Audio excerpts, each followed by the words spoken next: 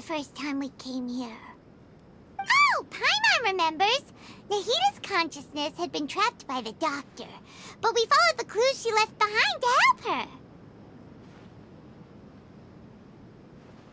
So much time has already passed since then, and it seems Sumeru's changing for the better now that Nahita's in charge, right? Paimon just hopes this peace will last a long time, and then Nahita won't have any more new problems to deal with. Yeah, guess you're right. We somehow always find ourselves right in the thick of it. Who knows what will happen next? Come to think of it, maybe it's all because of you. Maybe you're just a magnet for trouble. Huh? Me? Before Paimon ran into you, Paimon never ran into any trouble. At most, when she was super tired, Paimon got caught in some strange whirlpool and sucked out into sea. And even then, you fished Paimon out! Anyway, for Nahita's sake, maybe we should think about heading to our next destination for now. Ah, look who it is. Running into you in a place like this? I can see you two still love wandering around. Oh, it's Dia! Since when are we just wandering around? We're usually taking care of some serious business. Even though it may have nothing to do with our journey. But never mind that. What brings you here? I just finished a commission in the desert for a usual client of mine. Nothing too interesting. Just escorting a shipment of goods. I'm on my way to report back. That's when I saw you two all the way over there, chatting away. What were you two talking about anyway? Huh? You serious? Can't say I saw that coming. But you are travelers after all. I guess you'd never stay for too long in one place. Bumping into you like this will become a rarity. I'm starting to feel sad just thinking about it. Hey, how about I gather a few mercs to escort you two? What do you say? Thanks, but no need. Oh, Paimon had no clue you'd miss us so much. But don't worry, we'll come back to see everyone when we get a chance. Sounds good. All you need to do to get to Fontaine is cross this stretch of desert and navigate some waterways. Knowing you two, I'm sure it won't be anything you can't handle. So, when are you leaving? Oh, wait a sec. Paimon just remembered there are still a few dishes in Sumeru that Paimon hasn't tried yet. Now, where's that list Paimon made?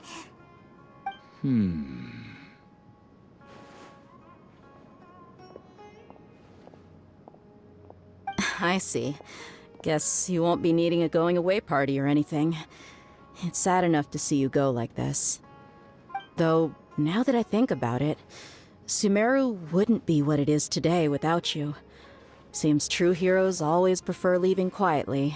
By the way, should we go say bye to Nahita? Oh, good point. Then there's no need to bother her in the real world.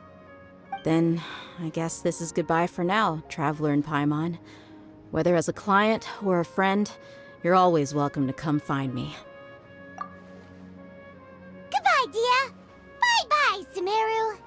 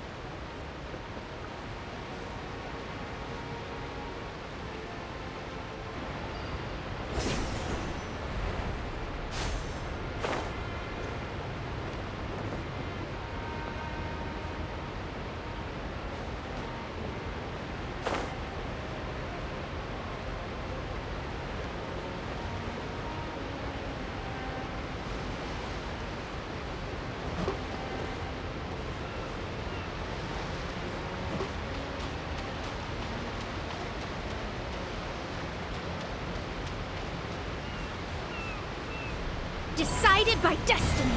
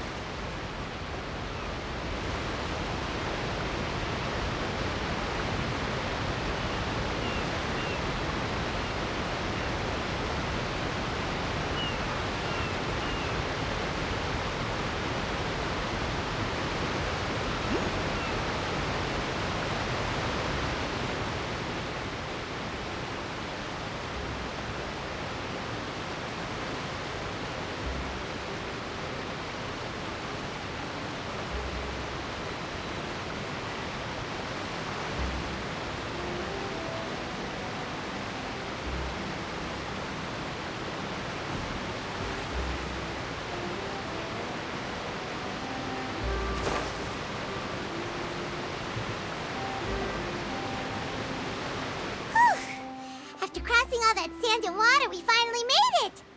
Oh, this must be Fontaine's port. Wow, everything looks so advanced in Fontaine. Paimon's heard that the industry here is extremely developed, and there are all kinds of unusual machines. Just seeing the sights as a tourist is nice, but maybe it would be better if we found something to do. What do you think? Good idea! Nahida gave us loads of useful information. Seeking out the Seven is probably still our best source for information at this point. Yeah, the more we can learn, the better. So, what do you think the Hydro Archon's like? Will we get along? Nahida said that she has a very unique personality, whatever that means. To learn about a nation's god, start with the nation's people. There seems to be some locals talking over there. Let's go see if we can join the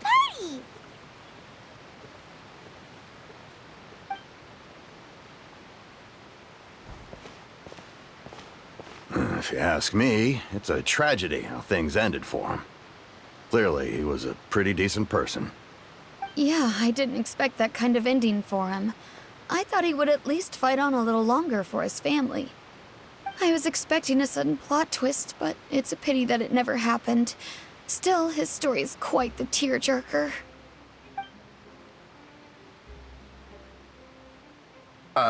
Excuse me. Can I help you two?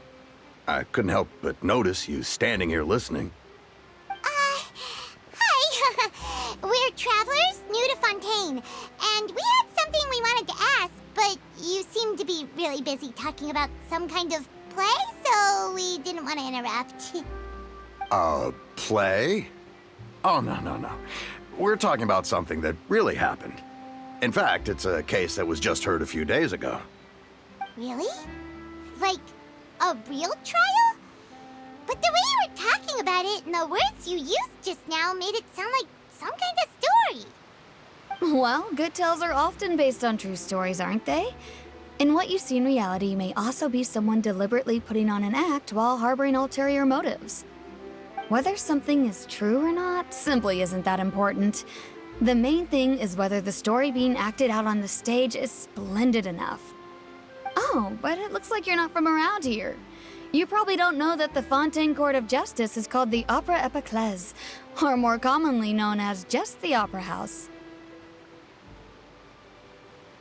But, shouldn't court cases be treated a little more seriously than that?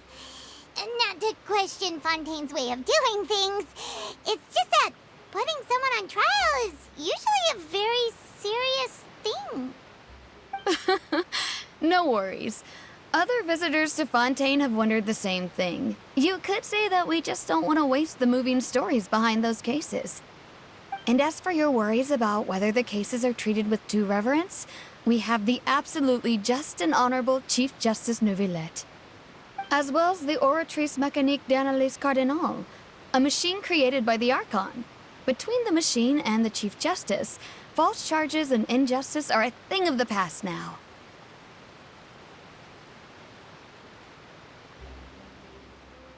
Oratrice? Is it some kind of machine, too? Oh, Paimon's curious. We should check it out if we get the chance.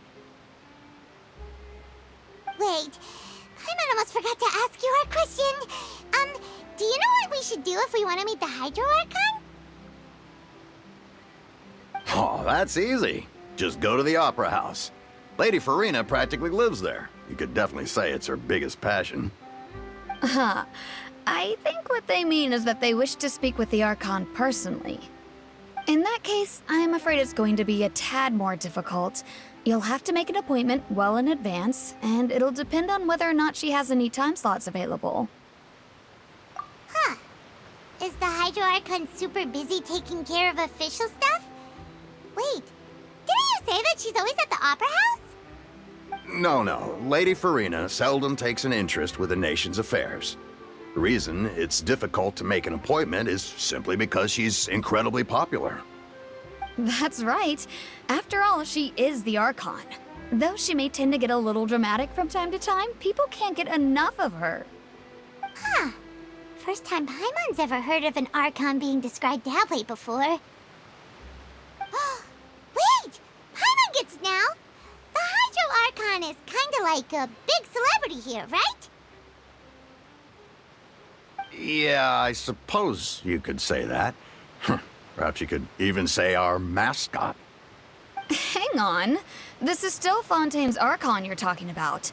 You should show some more respect.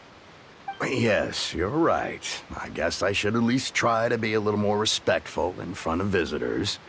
Otherwise, I might get arrested and find myself face to face with Monsieur Neuvillette. Come on. Sure, there's a lot of laws here, but nobody's going to be arrested for saying something disrespectful about the Hydro Archon. Alright, I think we get it. Thank you! At least we now know that we can find the Hydro Archon at the Opera House. But who knows how long making an appointment will take? Guess we could have a look around the city in the meantime. Hey! What are you looking over there for?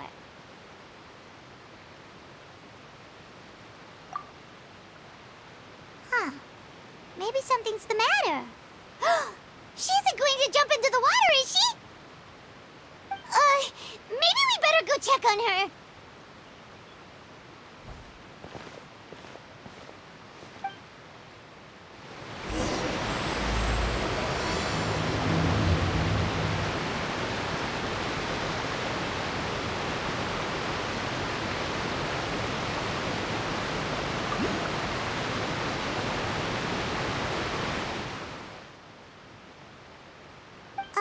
Hello there. Excuse me. Are you all right? Huh? I'm fine. Thanks. Oh, okay then. We just noticed that you seem to be worried about something. About many things, actually. But there's nothing I can do but just keep my troubles to myself. I was just reminiscing about a place my brother and I would play when we were kids. It was just atop that hill over there. See? You're pointing at the sea. Wait, are you saying that you and your brother lived in the water?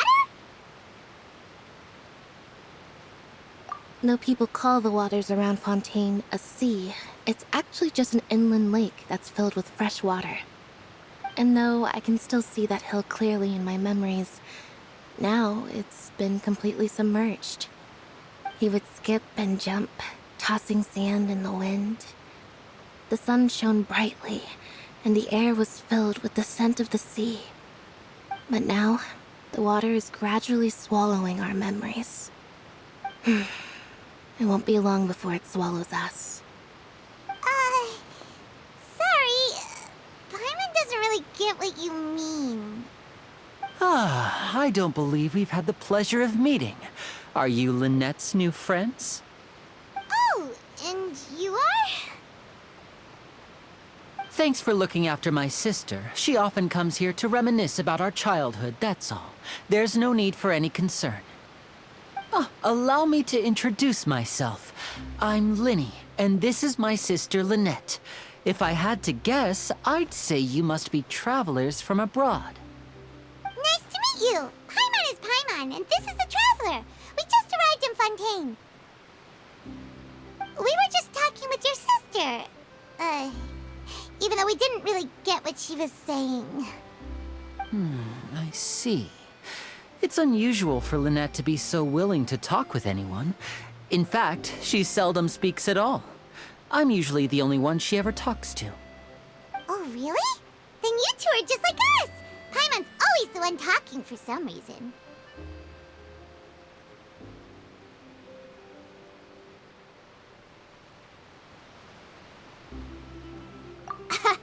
So that's how you think it is?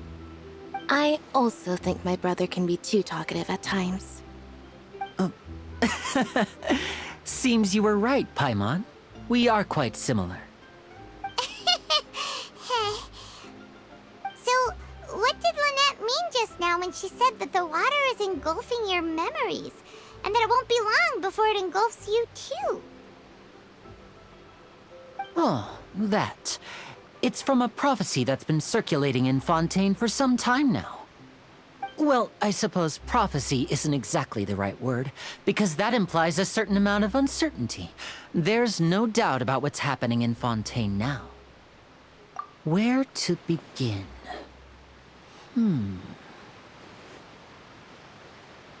Let's put that question on hold for a moment. We still haven't formally greeted each other yet, have we? Did all the introductions earlier not count? Hello, traveler.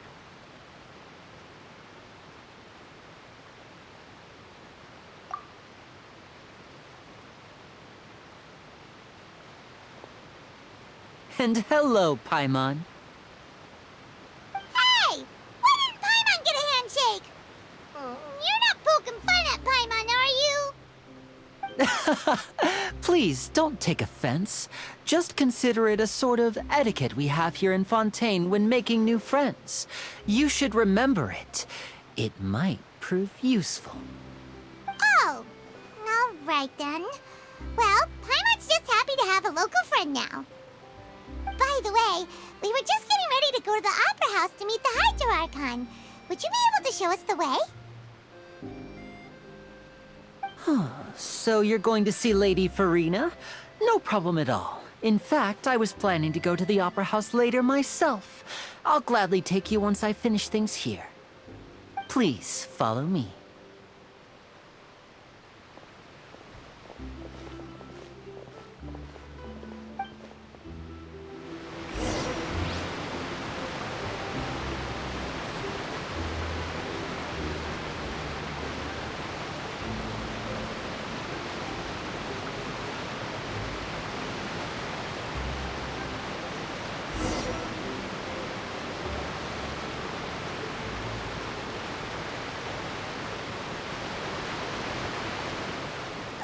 You said you were going to see Lady Farina? Well, it seems Lady Farina has come to see you.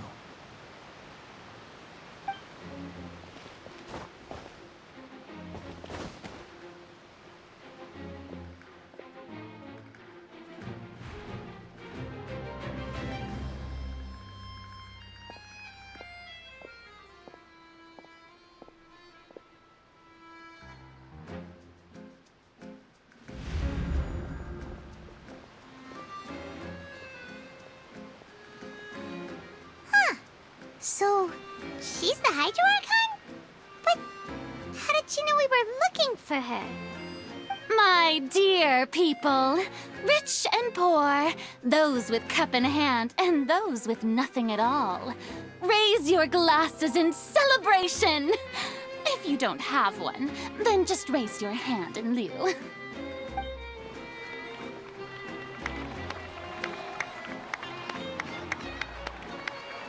As you can all see, two unfamiliar travelers have arrived in our nation.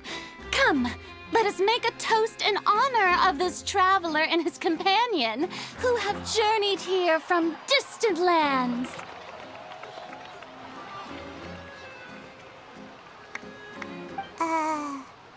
Is she talking about us?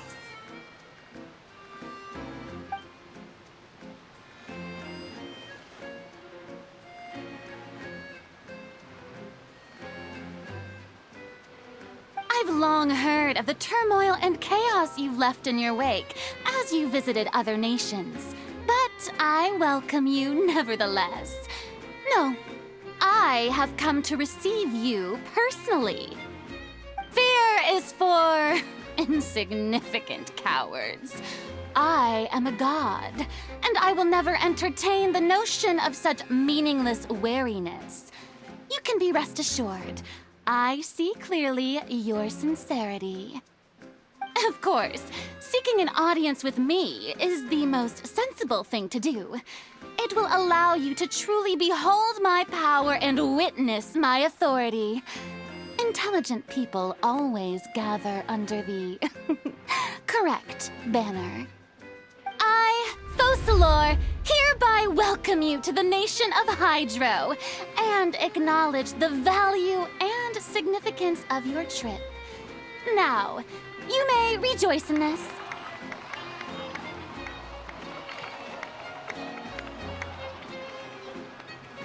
Yeah, Paimon still can't believe it. Feels like we've only been here for a few minutes.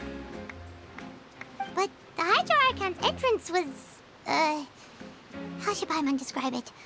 A little over the top? Miss Hydro Archon? How did you know we were coming? I see. As Outlanders, you inevitably lack even some of the most basic understanding. Don't forget that even the gods can be divided into the mediocre and the excellent. I suppose it's only natural for you to be awestruck by my abilities. You had best stop and consider. Do you really have the noble qualities and etiquette necessary to communicate with a god? All it takes is a flick of my finger for me to know everything about you. Whoa, talk about sounding high and mighty. Oh? What's with these looks? Perhaps the welcoming ceremony still isn't enough? What else should I say then? Is she waiting for us to start talking? Wow, I didn't expect to see Lady Farina here. What a surprise! Wait, does this mean they're the legendary blonde traveler? How did I not notice before? Hey, what's all the commotion? Oh, is that Lady Farina? Is there some kind of drama going on? Of course. That's the blonde traveler. The one all those stories are about. Lady Farina came here to personally see him. Oh, I bet this is gonna be the duel of the century. Oh, I've got to see this. I knew Lady Farina would never disappoint.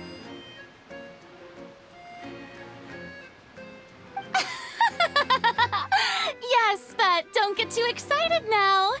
My dear believers and spectators alike tend to get quite rowdy, and despite the noise, I've come to tolerate all their ruckus.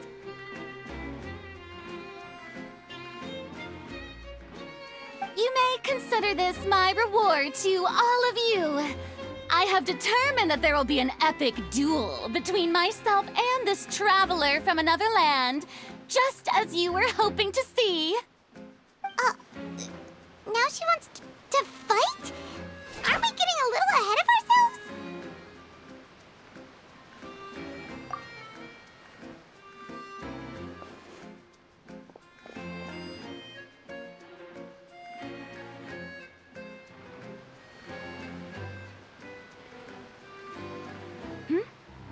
Are you not afraid? Might I remind you that this is a duel against the divine? What are you trying to do, traveler? Provoking a god in front of her people? Stand down, Clorend. I admire his bravery. Few have the courage to draw their sword against a god. He is obviously a true warrior. Unfortunately, people nowadays only crave to be thrilled, and a mere duel will not slake their thirst for excitement. Huh. Yeah, she's right. Just a duel wouldn't be all that interesting.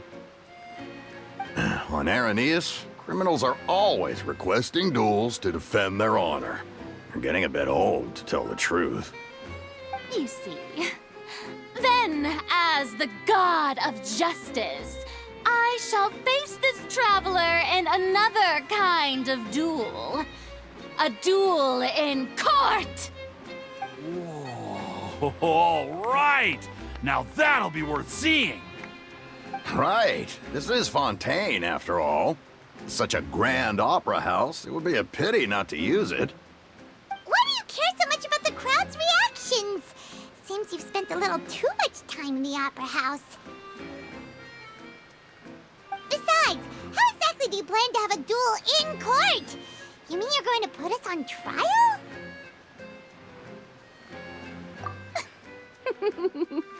Oh, we have reason to put you on trial. It's obvious, isn't it? According to Fontaine law, no one is permitted to release any flying objects within Fontaine city limits during the first 3 days of each month. You are clearly guilty of violating this law, no? Oh, so that's what they've done wrong. That's our Lady Farina. No one knows the laws of Fontaine like she does. You call that obvious? What kind of law is that? Wait, flying object? You mean Paimon? Precisely! Now, if you two have no objections, then in the name of the Hydro Archon, I order your arrest. My apologies, Lady Farina. I don't mean to spoil the fun, but if you would allow me to interject, I don't think that Paimon here meets the definition of a flying object. You tell her, Linny! Finally someone who's not crazy. How could anyone call Paimon a flying object?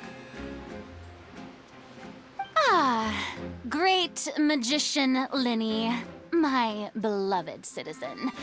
I'll permit you to object, but how exactly do you plan to prove your claim?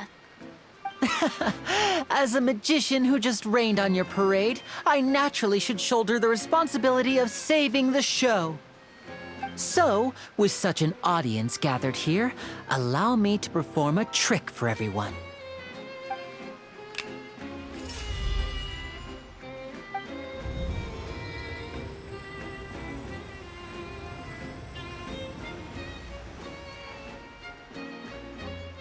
Ta-da! What's that on Paimon's back? Hey, when did Linny do that?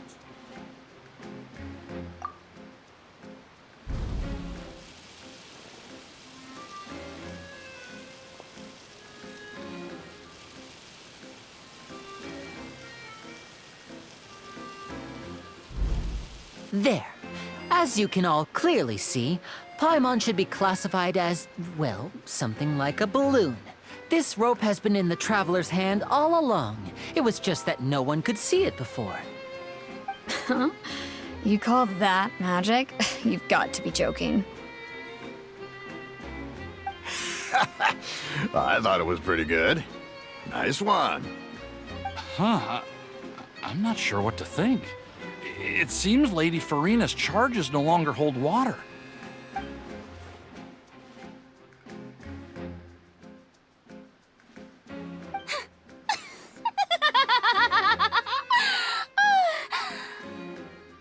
Amusing. Very amusing, Linny. Just the sort of unexpected twist that I enjoy. With you here, today's performance can finally be called complete. Performance? You see all this as a performance? In which case, consider the matter of your trial resolved. The god of justice will not bring charges against an innocent person. But when there are valid grounds, I will not only judge travelers from abroad, but even the gods of other lands. I look forward to seeing your upcoming performance at the Opera House, Mr. Linny and Miss Lynette. That's enough for now. Toodaloo!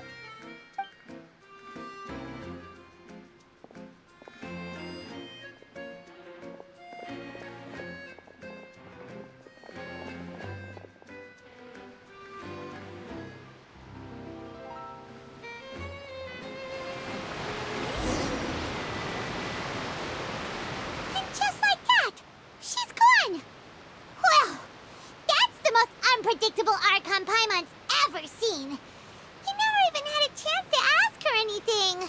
But that's a problem for future Paimon. That whole scene just now was really... Don't mention it. I just happened to remember that there was such a law, so I did a little preparation, just in case. I didn't think it would actually come in handy.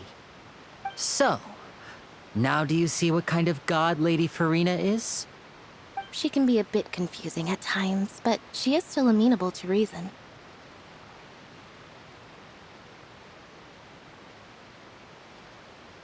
Anyway, Paimon had no idea you were a magician, Linny. It sounded like you'll be performing at the Opera House, right? I just know a few simple tricks I use to make a living. Lynette is my assistant. It will actually be my first time performing on the most prestigious stage in Fontaine, the Opera House. But isn't the Opera House where criminal trials are held in Fontaine? When there are no public trials being held, the Opera House hosts a variety of other performances. To the people of Fontaine, the line between a trial and a performance can be a little blurred. And speaking of performances, I would be remiss to forego this opportunity gifted by fate. Might I invite the two of you to see my performance? My brother's always excited to make new friends. Oh, sure. We don't really have anything to do now, and we wanted to go to the Opera House anyway. Splendid. In that case, why don't we go together? I'll show you the way. I just have something to take care of first. Oh, you really mean it? Then I'll take you up on your offer. This is a magical item known as a magic pocket. Perhaps you can help me distribute them to the people here. Huh? What are they going to use it for? About that... You asked me before about the prophecy, right? Let me start by telling you a little more about what it entails. I'm not sure exactly when it began, but a prophecy has been circulating around Fontaine. It says that every person in Fontaine is born with sin. No matter how the nation of justice holds trial after trial, this sin cannot be absolved. Until one day, the water levels in Fontaine will rise, and the sinful people will slowly be drowned. In the end, the people will all be dissolved into the waters, and only the Hydro Archon will remain, weeping on her throne. Only then will the sins of the people of Fontaine be washed away. That sounds pretty gloomy. Why are people in Fontaine born with sin? What is that supposed to mean? There are lots of guesses. Some say that the ancestors of Fontaine stole the power of the seas and stirred its wrath. Others say that the people of Fontaine never heeded the first Hydro Archon's warnings and offended Celestia. But here in Fontaine, evidence is what matters. There hasn't been concrete evidence for any of these claims, so they can only be regarded as conjecture. If even the people in Fontaine don't know what sin they committed, wouldn't it be better just to ignore the prophecy completely? Why bother feeling guilty all the time? That's exactly what the people did at first. But in the last few years, the water levels in Fontaine have actually started rising.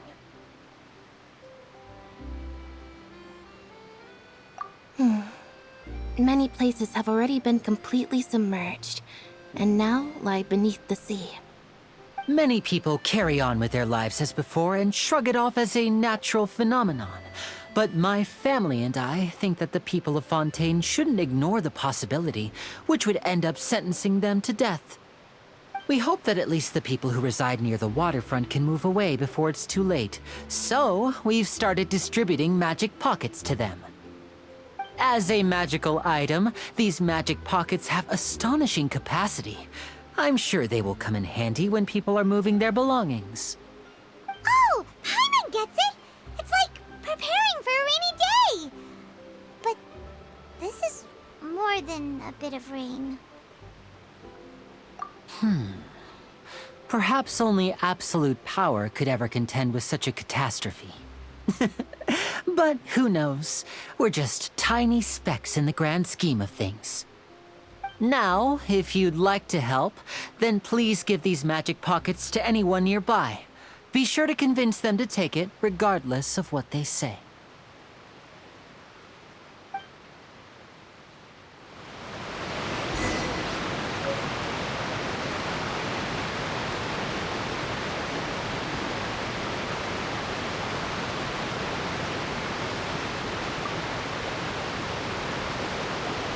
What's this?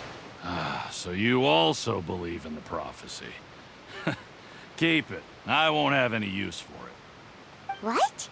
You mean you don't believe in the prophecy? No, I believe in the prophecy. But I also believe in another story. The story says that people once lived in the ocean. They were one with the ocean and couldn't live apart from it. But as time wore on, people desired to live on land and developed blood vessels, encapsulating the sea within their bodies. Thus could people set foot on land. So, if you ask me, when the water rises and takes us all, it'll be like we're going home. Oh, we hadn't heard that one before. But people can't live underwater. They'll die. You should probably still take it. All right, I'll take it. I guess I just feel that being dissolved into the water doesn't necessarily mean death.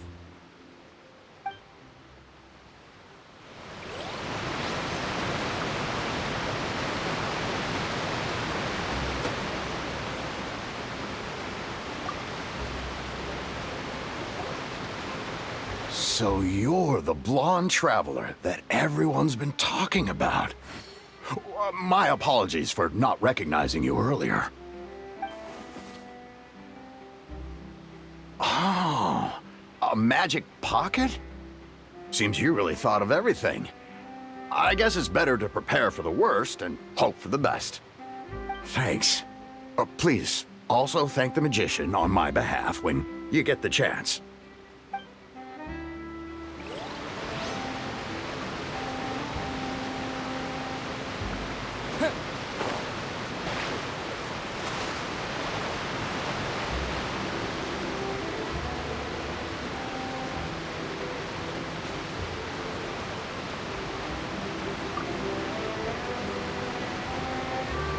Huh? I don't want that thing.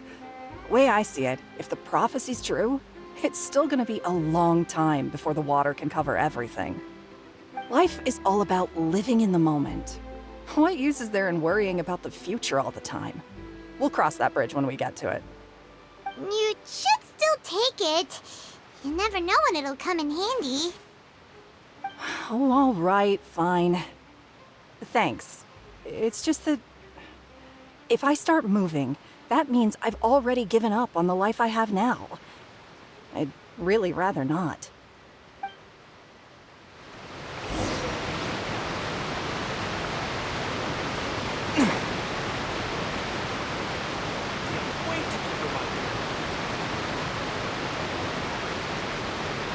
Oh? You already handed out all of the magic pockets? That was fast. So, what did people have to say? I bet you heard some, interesting opinions. Yes, but that will change once disaster strikes. I know they'll change their minds, so it's only right to help them prepare. Is there anything else you need to do before we leave? Yes, one last thing. I have the magic pockets made by a workshop in the court of Fontaine. Since we're out and about, I was thinking about bringing him some more materials. So, you want to collect materials? Just tell us what the materials look like and we'll help. Many hands make light work. Oh, that would be much appreciated. We'll need some Romaritime flowers. I remember seeing them near the waterfront on the east side of the harbor.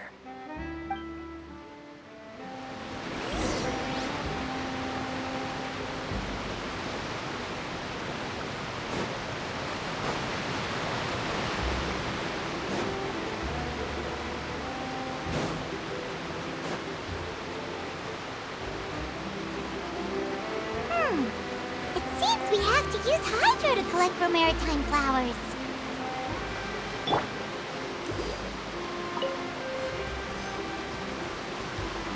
I'll protect us.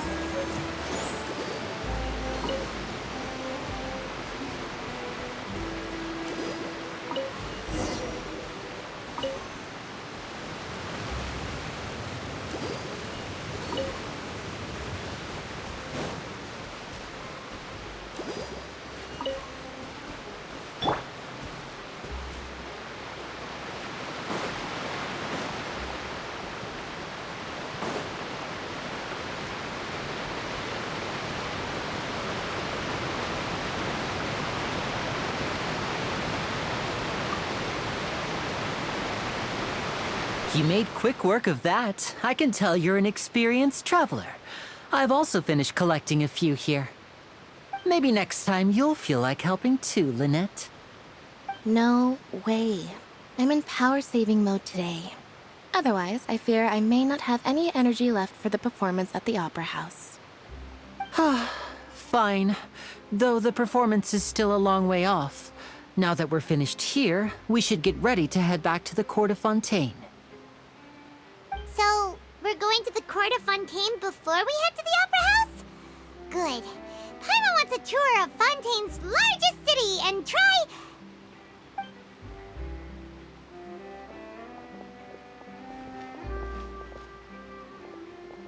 Wait, shh. Have you noticed that person over there? The young girl. Huh? What's wrong with her? Paimon didn't notice anything. She's obviously a thief. Magicians and thieves practice similar methods. We divert attention, and a distracted audience is one that won't discover what you're really doing. Watch her movements carefully.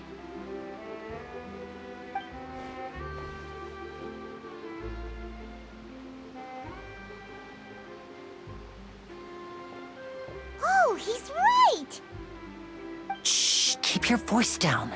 We need to think of a way to catch her, but it seems she's very alert. Perhaps we should split up. You two can ride the lift over there and wait up top. I bet that'll be her escape route if she tries to run. All right, let's go.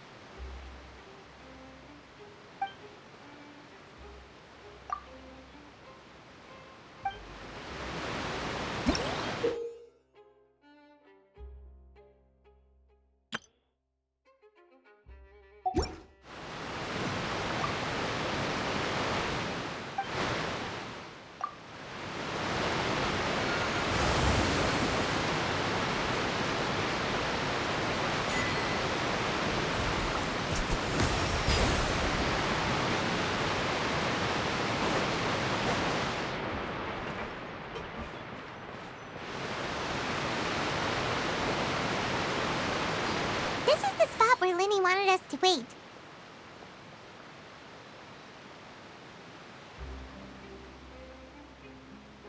Oh, look! Isn't that her?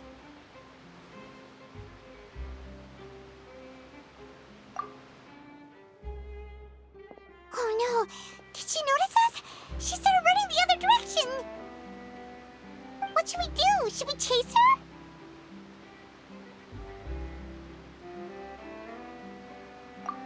You're right. She might also be trying to lure us away.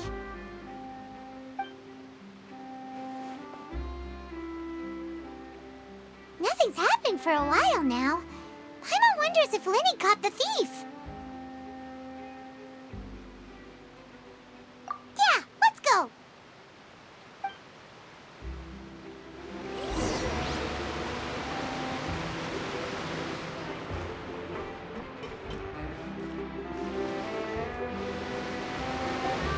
Are you sure that's all she took?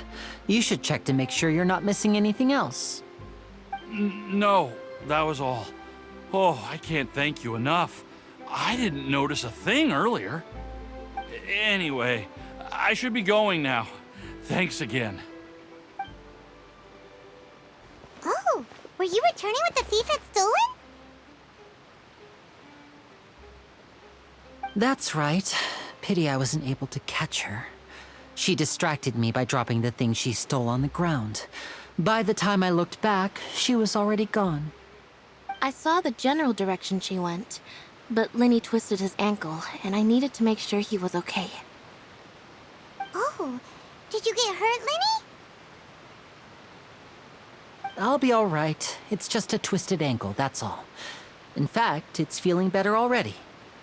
If you want to play at being a hero, at least try not to get hurt doing it. Imagine what would happen if you managed to derail our performance as a result. You're right. Sorry, Lynette. I have to admit that the thief was even more skilled than I had anticipated. But at least we were able to get the stolen items back, so it wasn't a complete failure.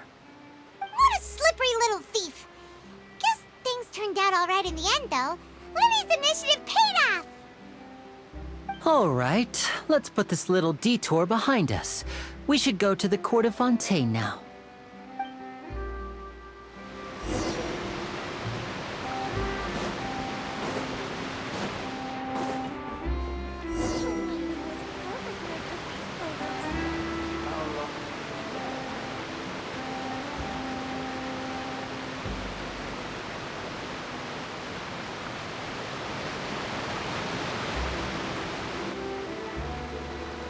So, we ride this thing to go into the city? What an ingenious way to get around! People in Fontaine really know how to use water! This is an aquabus. It allows people to travel between several key locations around Fontaine. It's pretty convenient, but the ride can become a little dull after a while. The scenery is always the same. That's why it's better to travel with friends. So you mean it's still boring even when I'm riding with you? No, that's not what I meant. It's just that, well, you don't really talk that much. Besides, it doesn't really feel like a real trip when it's just the two of us. It's the same as being at home. Whatever.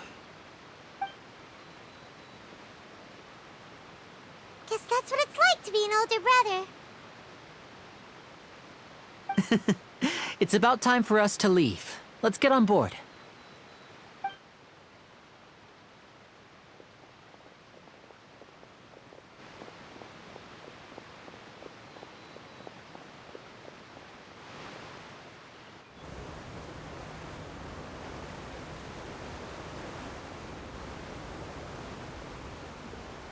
Oh, excuse me! Aren't you the great magician Lenny? And his assistant Lynette? Hello. I don't believe we've...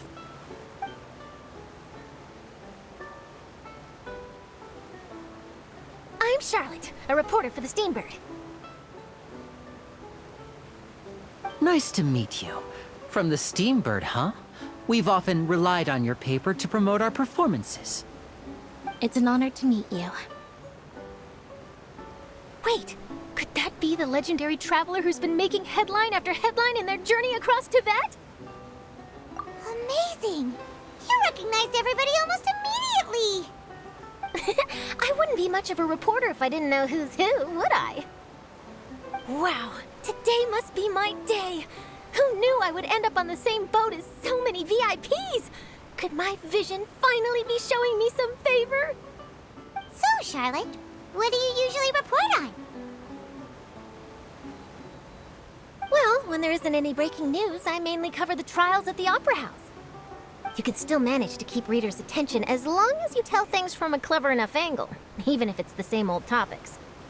For example, reporting on how a scammer once deceived vulnerable girls into relationships, or how a financial criminal was once so poor that they ate a single piece of bread for 5 days. That's fine and all, but what I'm really after is exclusive, sensational news pieces that could shake the country. These smaller stories are a waste of my talents. Oh, I just remembered. I've been following a case lately. Well, a series of cases, actually.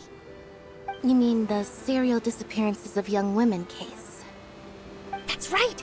These stories are the talk of the town right now, and it's probably the most mysterious case we've ever seen. If I'm the first with a draft ready to publish when the case is finally cracked, and it's the headline story in the Steambird, oh, when that happens, I bet all the other reporters will shed tears of envy. I've already gathered all kinds of materials. I just can't wait for the truth to be revealed. So, what is the serial disappearances of young women case? You mean the culprit hasn't been found? That's right. The first missing girl case happened almost 20 years ago. And ever since, after a period of time, another girl disappears. What the cases have in common is that the girls are all of a similar age, and that they've all vanished without a trace. But the scariest part is that to this day, none of the girls have ever been found. Many suspects have been arrested over the years in connection with this case, but shortly after each arrest, another disappearance would always happen.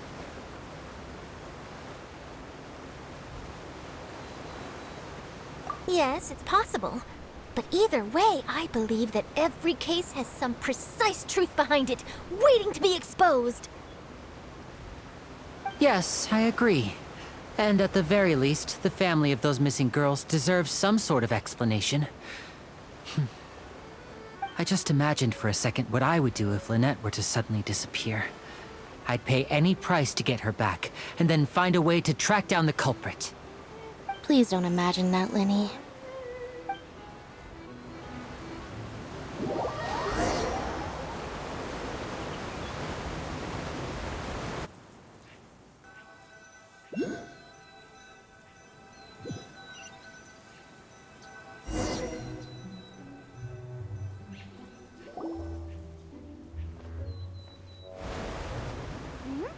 Hey, we're almost there! Look!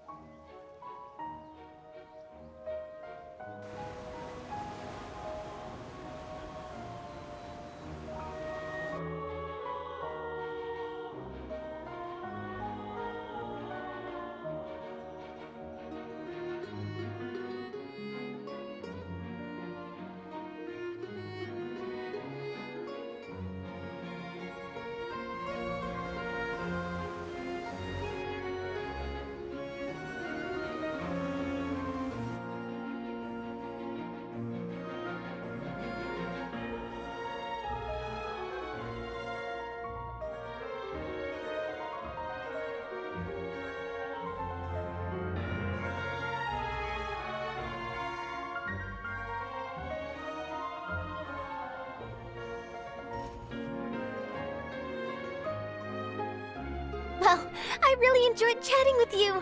Life should be full of pleasant little surprises like this. Yeah, us as well. The ride went by too quickly. Ah, I have an interview to get to. I should get going before I'm late. Okay, Paimon hopes we can chat again soon, Charlotte. See ya! Bye now.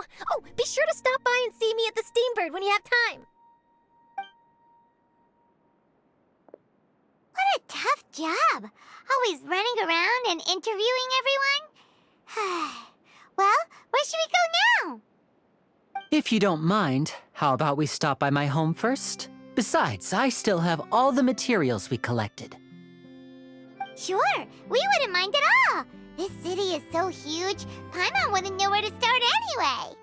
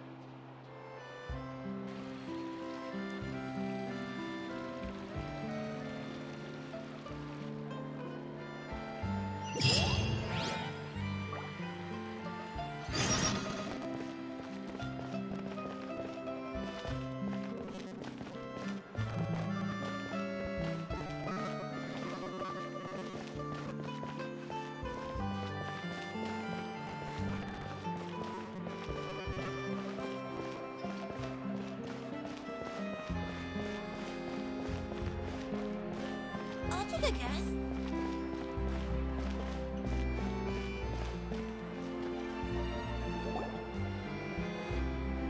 This is our current abode. Ah, Fremine, you're home. Where did everyone else go? I have some new friends that I would like to introduce. Oh, they all just went out a moment ago.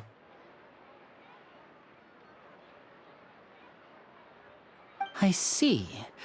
Everyone is getting busier now that Father will be returning soon. I suppose that can't be helped. Allow me to introduce you to my little brother, Fremine. He is a phenomenal diver. Hello. Nice to meet you. Paimon is Paimon, and this is the Traveler. Oh, you sound very proud to have a diver as a brother, Linny.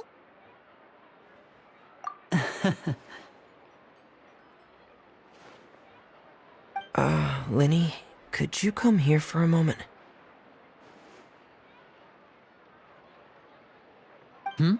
What is it, Fremine? Do you have something to tell me?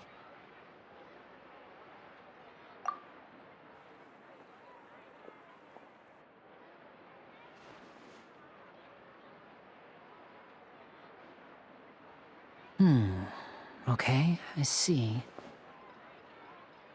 Is everything all right? Oh, it's nothing. We were just discussing a little housework. Sorry for the interruption.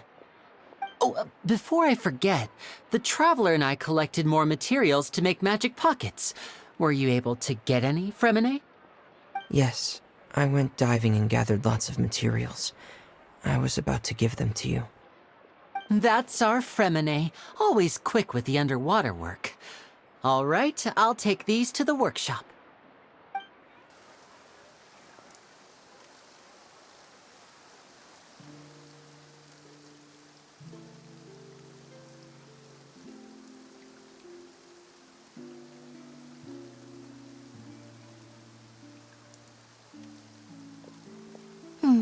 Looks like rain. Oh, you're right. But wasn't it clear and sunny just a moment ago? Fontaine's weather sure is weird. I'm afraid that's just how it is here.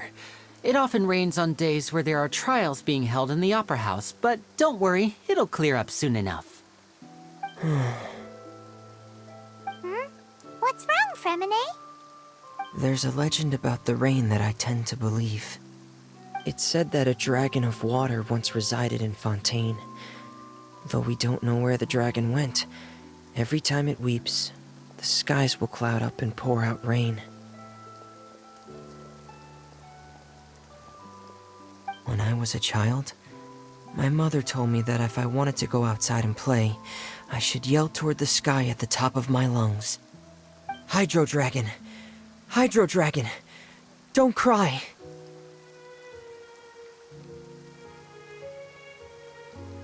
If it's an elemental dragon, then having the power to make it rain wouldn't be very unusual. Let Paimon try something. Hydro dragon, don't cry!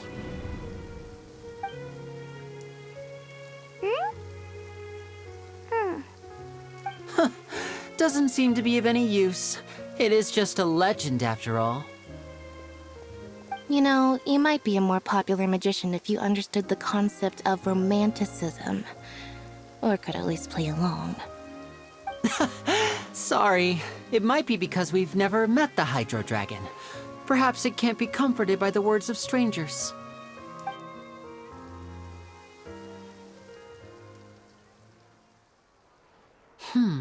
It rained for longer than I suspected. Oh, it's already getting late. Was there something you needed to do, Linny? Yeah, some preparations for the show at the Opera House. I need to find a way to catch the last aqua bus of the day. On the day of the performance, just ride the aqua bus to the island of Araneus. I'll have Lynette meet you at the fountain in front of the Opera House. Oh, are you leaving now? What is it, Fremine? I'm in a hurry. Oh, I get it. You feel nervous delivering the materials for the magic pockets, is that it? Perhaps we could trouble the Traveler to help us take these materials to the Beaumont workshop and deliver them to the owner there? I'm afraid that Fremine can be quite introverted, and the boss there tends to be pretty talkative. Fremine has always been a little afraid of her. No trouble at all! Don't worry, we're on the case! Sorry for the inconvenience. I'm quite useless when it comes to such tasks. I'll think of a way to make it up to you. Oh, no need! This'll be a walk in the park for us!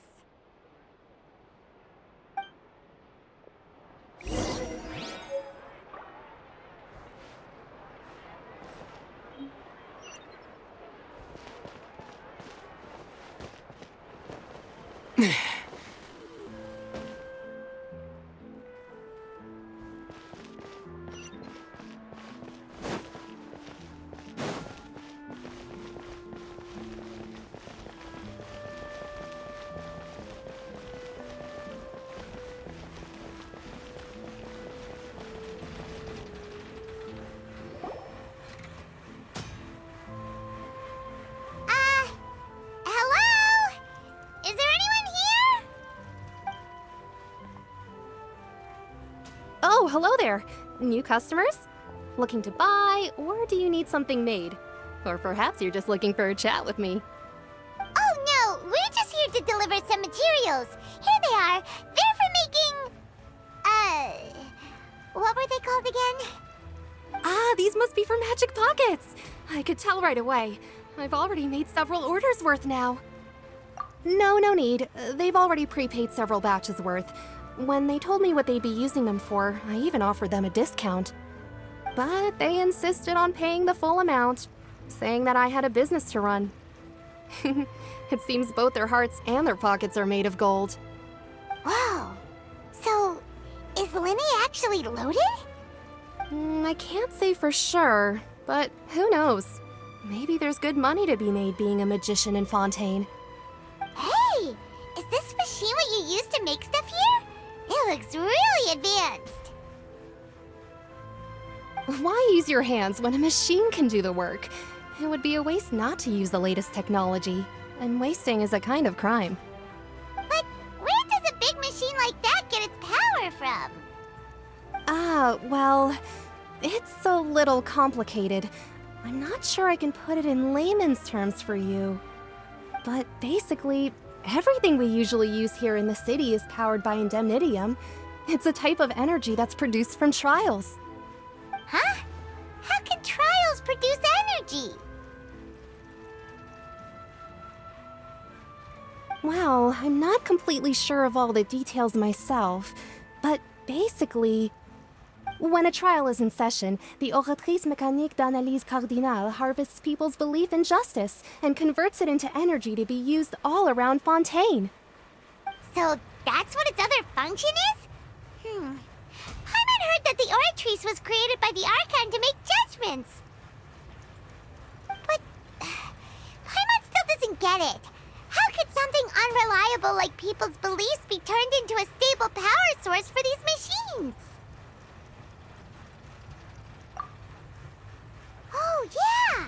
So that means the Hydro Archon relies on the machine to take the energy created by belief and turn it into power for all of Fontaine, right? Even though I've never heard anyone really put it that way before, it sounds like it makes sense. Besides indemnitium, we have another type of energy called pneumosia. It isn't produced by the power of the Archon, but it is unstable by nature. Even now, it still cannot be widely used by civilians. I thought I'd find you hard at work, but here you are chatting the day away. Since you're already talking, I'm sure you wouldn't mind a few words with me. You again? Didn't I already promise you that I'd have the more I owe to Confrérie of Cabriere by next month? Why are you hounding me now? Yeah, but how do we know that you won't go running off by the end of this month? I want 50% today. Wait, no? 70%. Huh? You...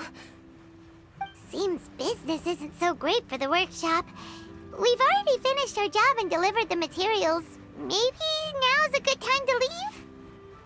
Hey, hold on. Before you go around trying to collect payments, why don't you settle your own debts first? If Confrérie of Cabriere wants to poach clients from Northland Bank, that's fine. But I'm afraid you still owe the bank a hefty sum of mora. So why don't we work things out between us first, before you get back to your little conversation here? You're from Northland Bank. But we said we'll pay everything we owe next month. Why are you hounding me now? Traveler, Paimon! I didn't think I'd run into you here in Fontaine. What are the chances? We're surprised to see you too! What are you doing here in Fontaine? You didn't want to stay in Snezhnaya? Long story short, I've already been in Fontaine for some time now, and honestly, things have been pretty boring. But it seems that fate brought our paths together today. Not only will I have some good friends here now, but ones who always seem to find trouble. Either way you look at it, it seems things are going to get a lot more interesting now. Pretty sure we'd want to avoid anything that you'd find interesting. Besides, our trip here has gone pretty well so far. Right, Traveler? Hey, you, Northland Bank boy. Aren't you forgetting something? Don't interrupt. It's not often I run into the Traveler like this. Why don't you wait for me over there for a while? You kidding? Aren't you the one looking for us? You really expect us to sit and twiddle our thumbs while you catch up with your friends? Listen to me, boy. If you want your mora, fine. Why don't you come and take it? Hey, I just said not to interrupt. Oh, by the way, Traveler, the last time I took Tonya and Tusser ice fishing, Tusser said... Hey! That's way over the line! All right, boys! Let's see who has to pay up now! Can you at least let me finish one sentence? Fine. Though the bank told me not to get rough with our clients. You're the ones who started it. This is an act of self-defense. You two will have to be my witnesses, okay? I'm sure this won't take long.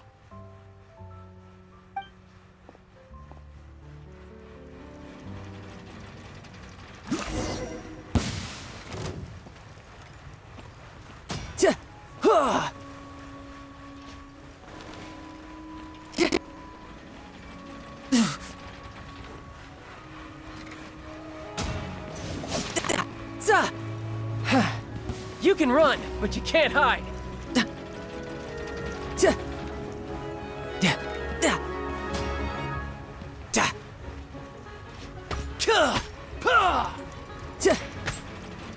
Tidal wave. No time to lose.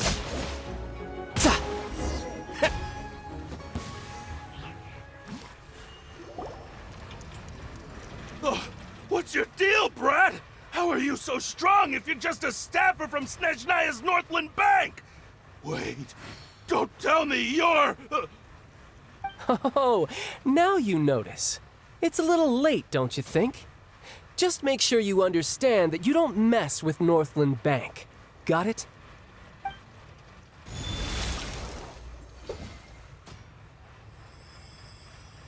Huh? Now's my chance!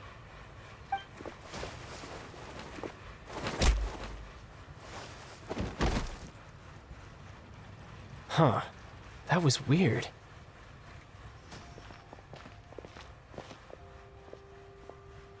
I'm not sure. It's as if I suddenly lost control of my hydro powers when I needed them. Maybe there's something wrong with my vision? Strange. How could that happen? First time Paimon's ever heard of someone losing control of their vision. Never mind. It doesn't matter. If I want to stay sharp, I shouldn't be relying too much on my vision anyway. Besides, I always have my delusion in case I need it. So what are you doing in Fontaine, child? I don't see its work for Northland Bank. Well, I guess it's because I've been in a bad mood lately. Huh? What kind of reason is that?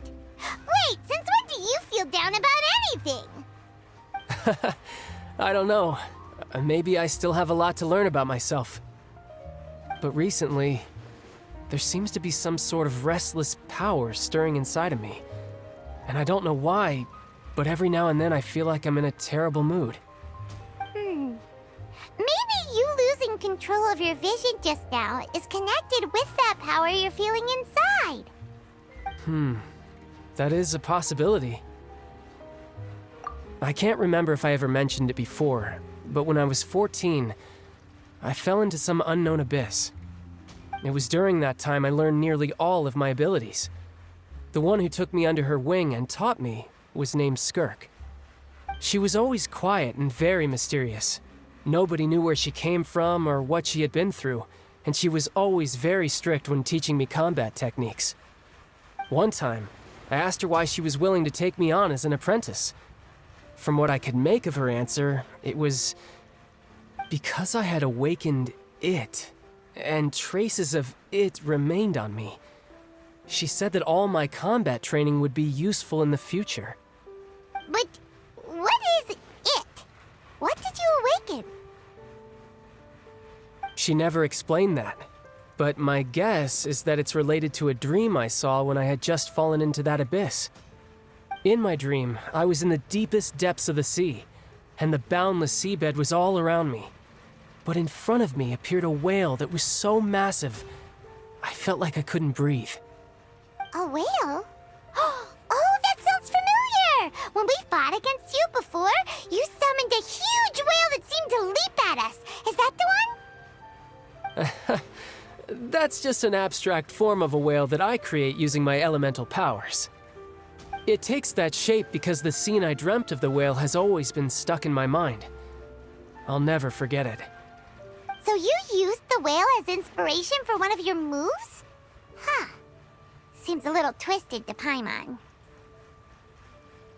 So why don't you just go ask your master? Maybe she knows the answer. You make it sound so easy. Ever since the incident I experienced there, I've never stopped searching for Master Skirk and that unknown abyss. But it's been years now, and I've still found nothing. There isn't even a trace of the place where I remember falling into the abyss. Oh, it sounds like some kind of ghost story. Yeah, I'm out of leads at this point, but there's nothing more I can do. It seems that strange encounters in this world tend to be elusive like that. Oh, seems the time really flies when I'm talking with you. I just remembered I have somewhere else I need to be, so I should get going. What? More work for the Northland Bank? No, it's more of a personal appointment. Lately, I've been sparring with some of Fontaine's official champion duelists whenever I'm feeling bored. Official champion duelists? You mean it's their job to duel? Yep, in Fontaine, before a criminal goes to court, they're given one chance to defend their honor by requesting a duel with an official champion duelist. The champion duelists are all powerful fighters selected from among the nation's best, and the duel itself is a no-holds-barred fight with no specified stopping point. So engaging in such a duel is regarded as a symbol of defending your honor.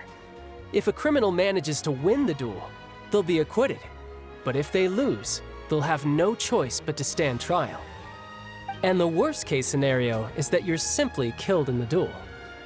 Though it's rumored that Fontaine has a death penalty, from what I can tell, no one has ever been officially sentenced to death.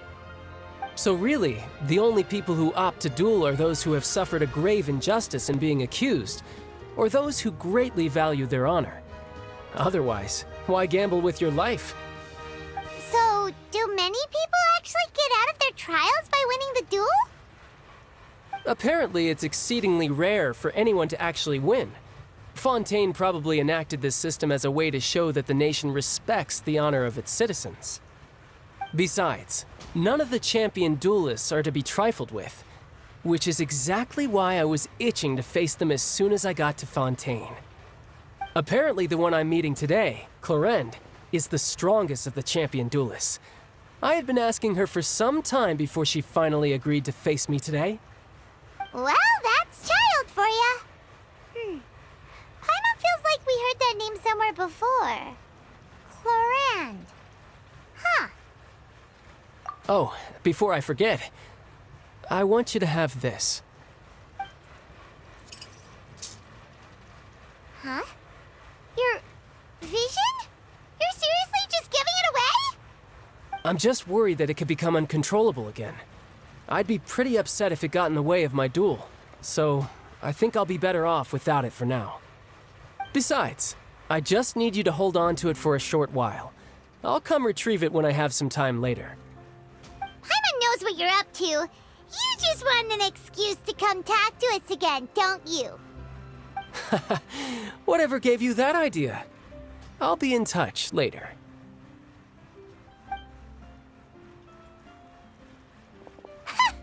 That sneaky guy. He said he's been feeling down lately, but he seemed the same as ever to Paimon. Well, seems we don't have much to do for now.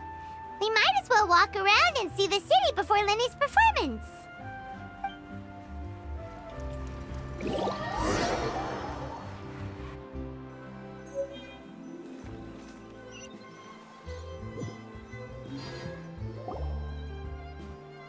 Wow!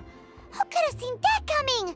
The reporter who was barely around for most of the story was the murderer all along! Sorry. Paimon was just surprised, that's all. Whew. Paimon never saw that twist coming.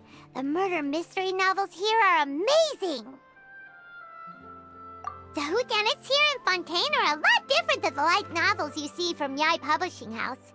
Both have their merits, but Paimon thinks this style of novels are more, well, novel. It's so exciting to reach the moment when the mystery is uncovered, especially in the one Paimon was just reading. You should buy a copy and read it too. Oh, sorry about that. Paimon will be more careful next time. Hey, shouldn't we be heading to the Opera House to see Linny's performance soon? It's almost time for the show to start, so we should get going. Linny said that the Opera House is on Areneas, so let's go ride the Aquabus!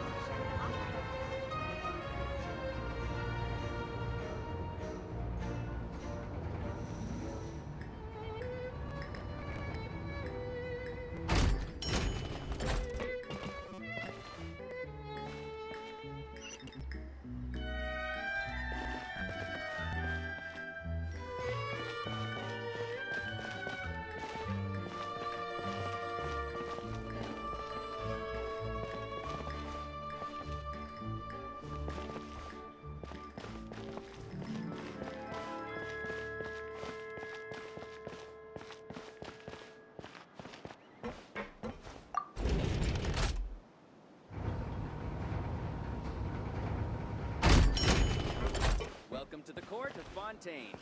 Please, watch your step.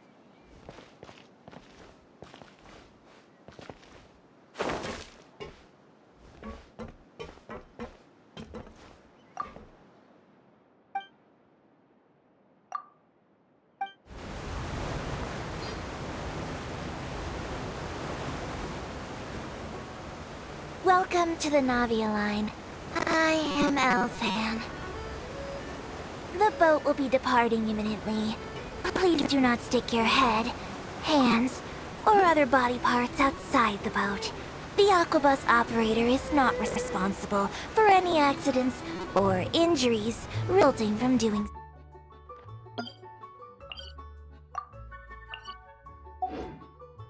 so. Also, please remember to buy the Steambird, though I don't read it myself. The destination of the current tour is Erinias. Points of interest worth visiting include the Fountain of Lucine and the Opera Epiclese. If you look to the left in the direction we are currently traveling, you will see the famous Fontaine Research Institute up in the sky. An experiment gone wrong turned new sightseeing opportunity. Human ingenuity truly is a wondrous thing.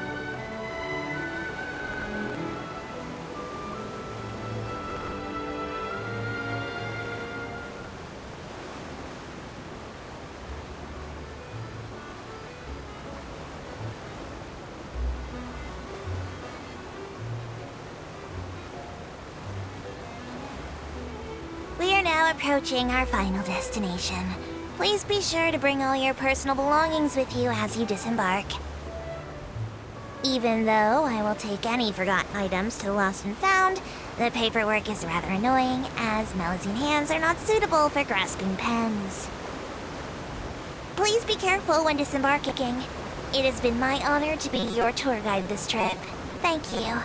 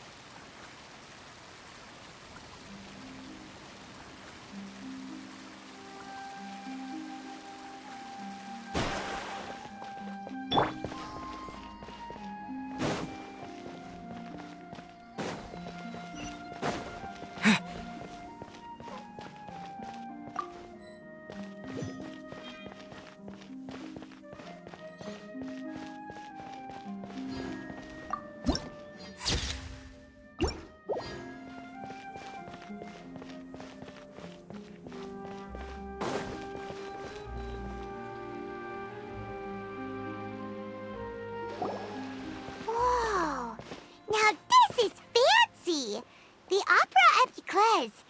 What a place to hold a performance! No wonder sure Linny and Lynette were looking forward to it. Huh. Looks like there's a lot of people standing around the fountain up ahead. Oh, Archon, please bless us with a bright and healthy child. We pray. I don't know why you always feel the need to ask so much. I'll be happy as long as our child is healthy and lives a peaceful life. I guess if they're our kid, then there's no doubt they'll turn out smart. Maybe this is one of the customs in Fontaine. There sure are a lot of couples here. Vache. What's wrong? Vache. Vache.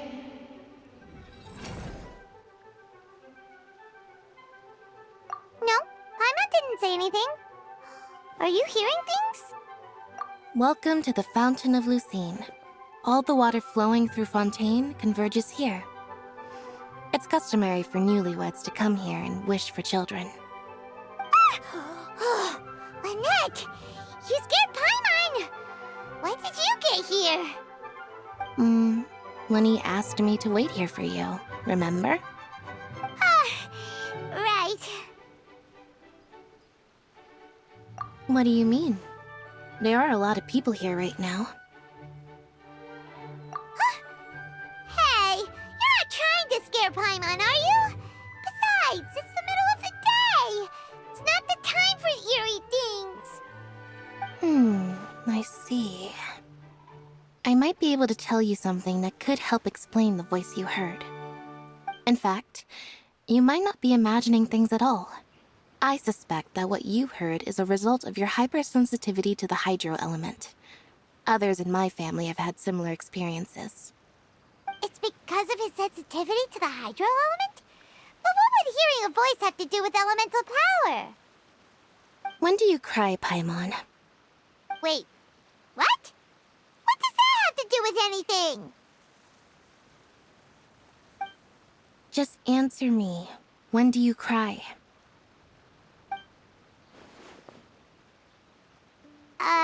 When Paimon's really sad? Oh, and when Paimon's super happy. Oh, and also when Paimon's really, really scared. Then you should understand that tears contain your most intense emotions. Like I just mentioned, the Fountain of Lucine is where all the flowing water in Fontaine converges. Even the tears that fall to the ground will eventually gather here. So maybe what you heard was the intense emotion coming from someone's tears. So, what did the voice say? Huh. If you were hearing their emotions, then Paimon wonders what happened to them. Rather than worrying about them, we should worry about my brother first. Don't let that calm look of his fool you. He tends to get pretty nervous just before a performance. So chatting with Linny might help him relax a little before he goes on stage. Oh, right. That makes sense. Let's go in and see Linny.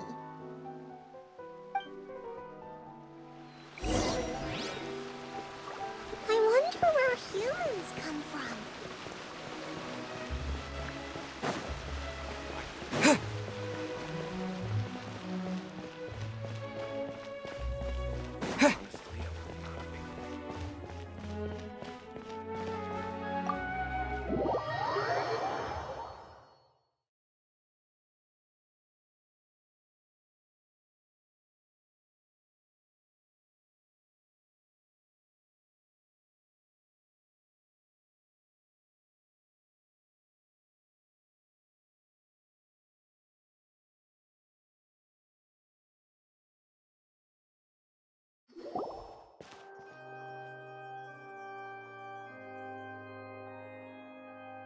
Traveler and Paimon, good to see you.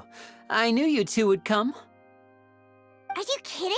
We wouldn't miss it for the world. We've been looking forward to it. I can tell, judging by how early you've arrived. But you're actually right on time. The audience still hasn't started entering the venue yet, which means now is the perfect chance for us to take you to the best seats in the house. Wait just a moment. I'll fetch the tickets.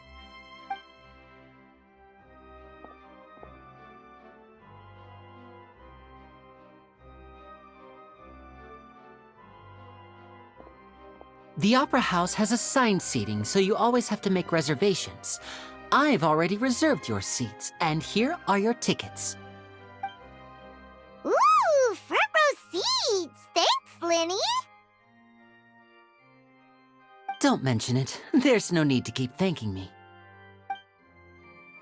Hey, Lenny! Could you come over here and take a look at this? Oh, I'll be right there. Seems there's an issue with the stage props over there. That's Cal, my assistant, calling me. I'll go lend him a hand. Yeah, we'll just go to our seats. You go ahead, Lenny.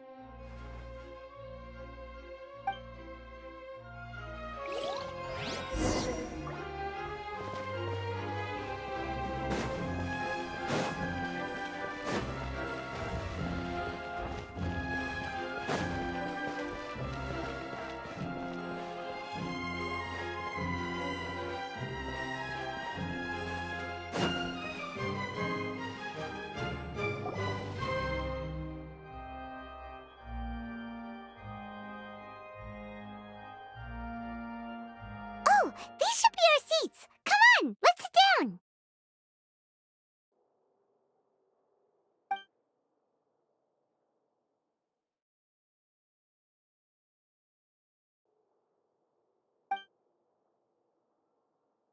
Uh...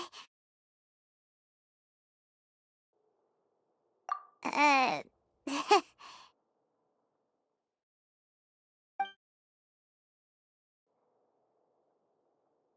Hey, Traveler.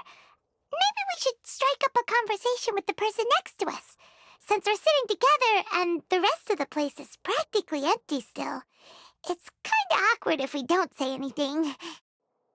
Ah, you little... Of course you put this on Paimon. Excuse me, I did not realize you felt awkward. I am terribly sorry. I would be perfectly happy to chat with you if that is what you would like. Oh, so you heard all of that, did ya? Boy, you sure have good ears. Paimon thought she was keeping her voice down. Wait, that's not it, Paimon's. Sorry. Paimon's the one who was being rude, talking under her breath like that. So, let's talk, but, what should we talk about?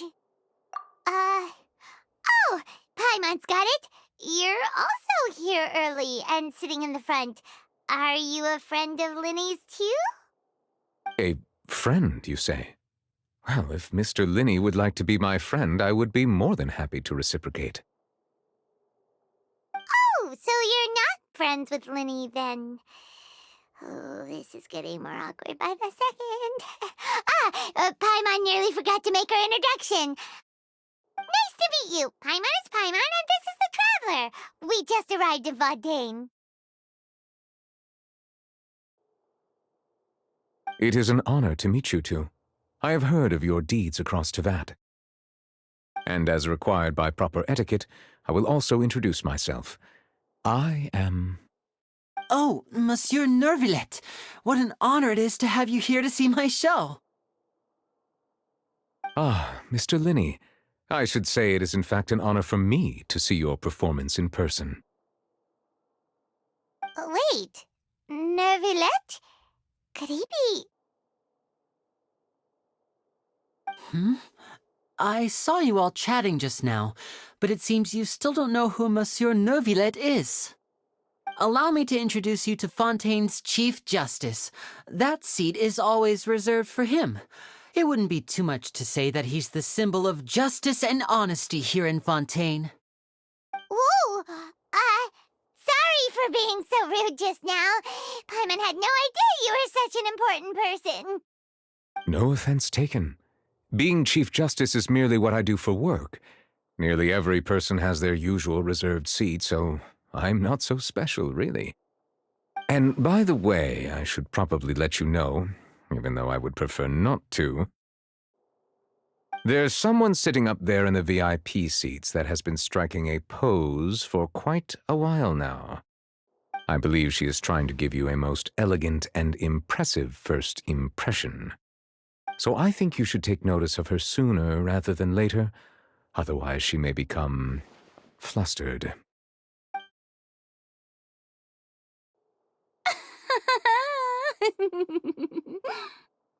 Huh? Oh, it's Farina, the Hydro Archon. Huh. She sure has a smug and satisfied look on her face. Guess she has no idea that you saw right through her act. Very good. That is for the best. No need to pay her any more attention. We may now enjoy the show. Huh? So is this what things are like between the Chief Justice and the Hydro Archon? All right, please wait just a moment longer. I've pretty much finished my preparations, and the performance will start as soon as the audience has made their way to their seats. Yay! The show's finally about to start! Paimon can hardly wait! Paimon's never seen a real live magic show before!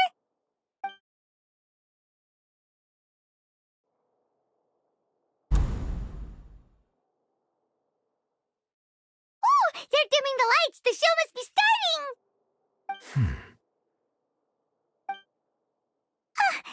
Sorry. Paimon will try to stay quiet. Welcome, one and all, to the Opera Epiclese. I am the star of today's show, Linny. And over here is my sister, Lynette, who will be working as my wonderful assistant. Please, let's give her a warm welcome. Hello, everyone. I know she may seem to be a little sleepy right now, but that's just a sign that she's nervous. Whatever. Now, some of you may be thinking, two vision holders who can freely manipulate elemental powers performing magic is not true magic at all. So, I would like to take a moment to assure you that elemental powers will have nothing to do with what you will witness on the stage today.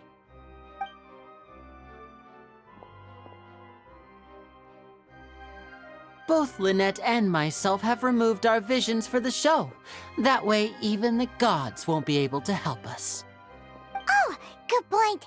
That's what makes the show real magic.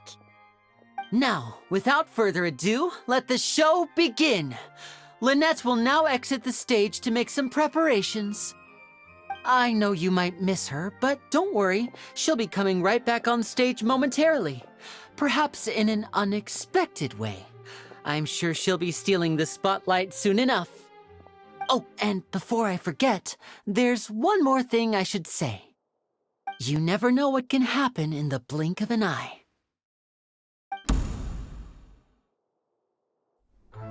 A magician's greatest skill is making things disappear or appear. The possibilities are endless.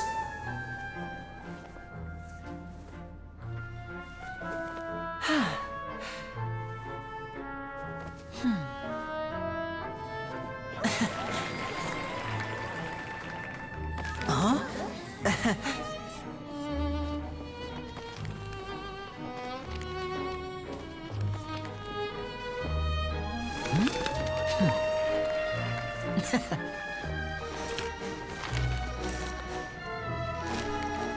But this isn't what you came for. These little tricks, you've seen them all before. So it's time for something truly extraordinary, don't you think? This one's a little tricky.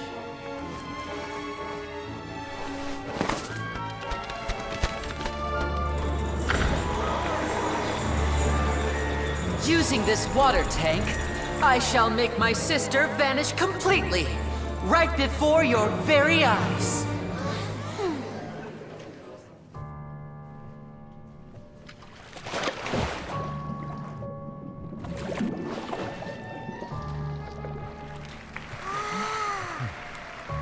It's actually quite simple. She'll just turn into air bubbles and float right out of the top.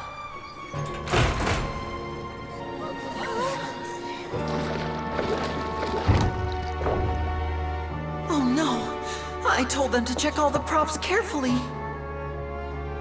With the lid on, even air can't escape. An amateur magician would be getting very nervous right around now. Luckily, it's me on stage, so let me show you what a true virtuoso can do.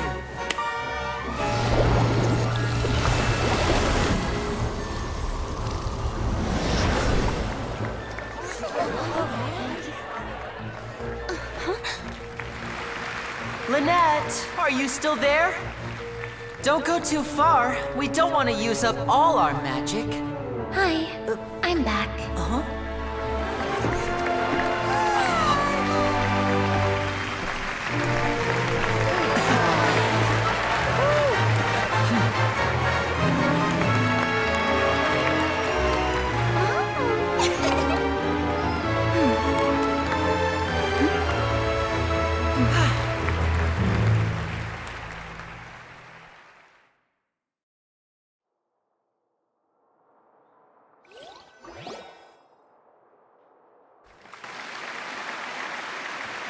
Whoa!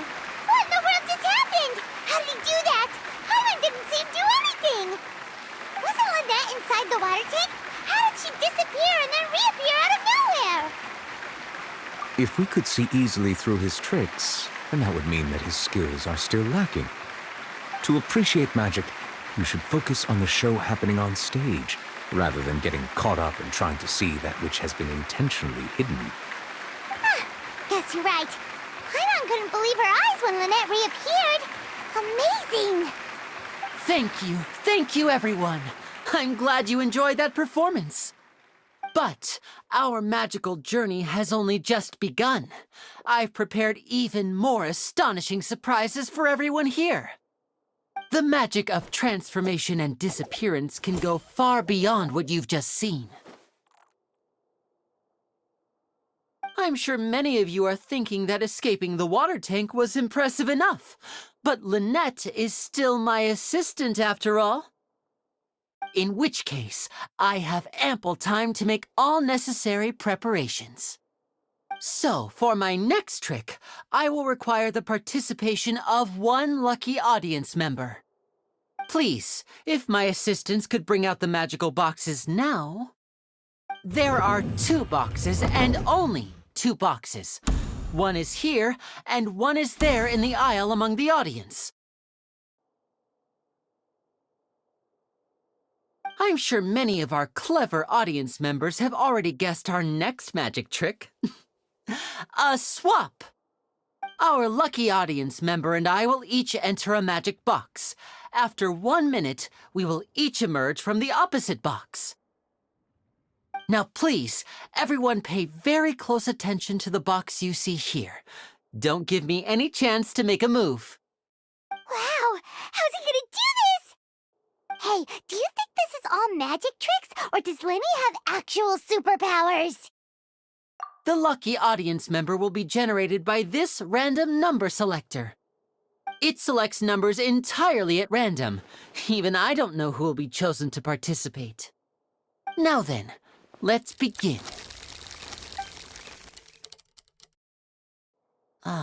Let me see. Oh, row 7, seat 3. Congratulations!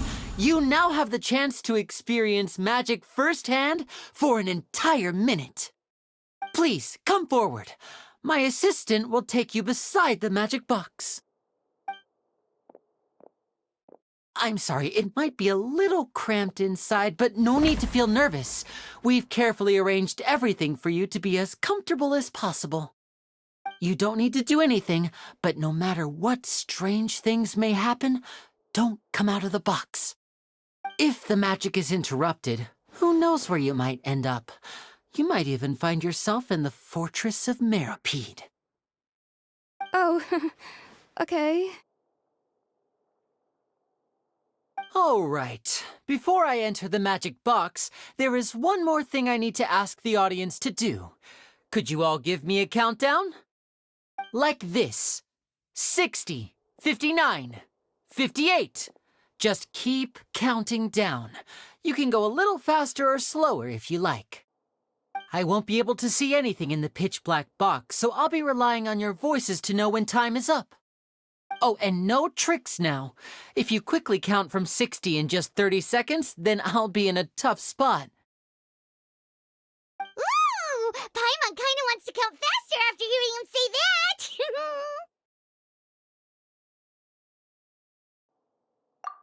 No, that won't do. I can see it in your eyes. You still can't be trusted. Let's practice together. Come on, repeat after me. 60, 59, 58. 60! 59! 58! That's right, perfect. Keep it going. All right, I'll see you all on the other side once you've finished counting.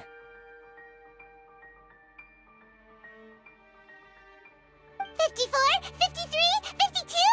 Huh? Why aren't you counting, Nervalet? I am counting in my head.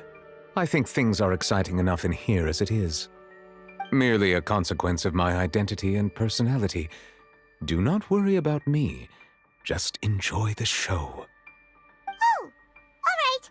You look so serious that Paimon thought you might be feeling uncomfortable or something. 40! 39! 38! Mr. Linney, are you all right in there? Is everything ready? Yes, I'm fine. I'm just double-checking the direction of the magic. It would be a disaster if we get sent to the wrong places. For example, mid-air right above the audience. Even though he's saying that, Lenny doesn't seem nervous at all.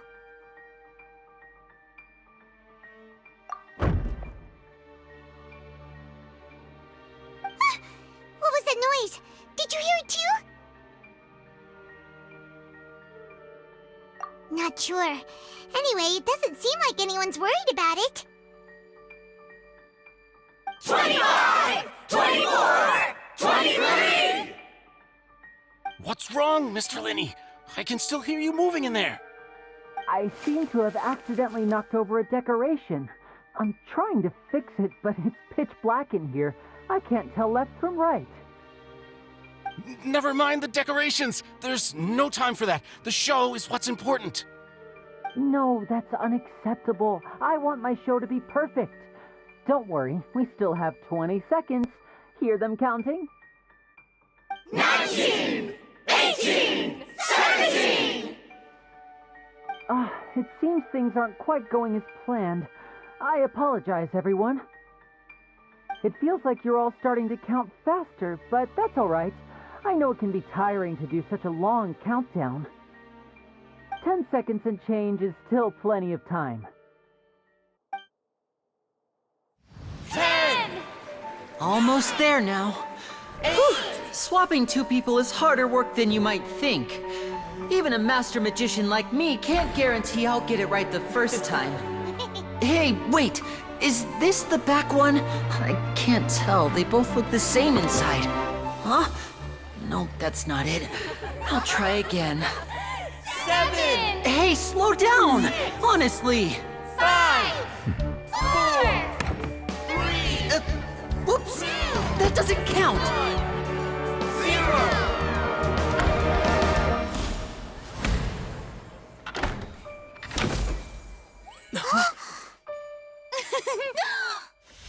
Ta-da!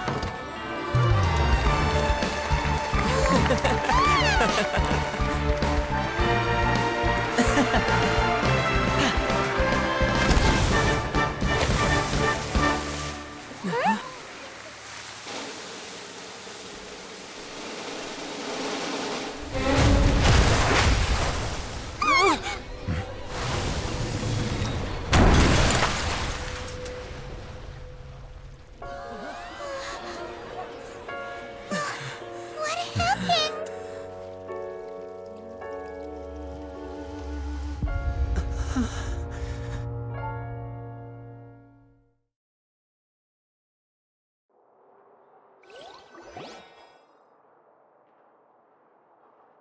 Huh? Is this part of the show? Mr. Laney, you're going to use magic to fix the stage now, right? What happened? Oh no. Maybe this isn't part of the show. The girl was still in that box, right? This performance is over. Medical staff with me. Guards, secure the scene and detain all the performers. Seal the exits. No one is allowed in or out at this time. Yes, that's right. If this was just an accident, then we must investigate the cause. But if this was all part of some scheme, then those accountable will not escape the judgment of the God of Justice! No need to be alarmed, you two. We'll get to the bottom of this soon enough.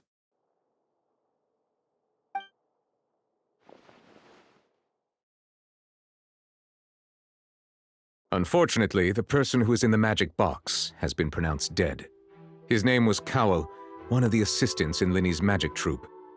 Apparently, the fireworks on stage ignited the ropes that were suspending the water tank, which then caused the tank to fall onto the stage. As of now, we are still not sure why we found Cowell in the box, rather than the guest from the audience. And after an initial search of the area, the guards have confirmed that the girl is nowhere to be found. It appears that this incident was not merely some mishap with the performance. And there are many indications that it is connected with the case of the serial disappearances of young women. The serial disappearances case? That's the case that Charlotte mentioned before!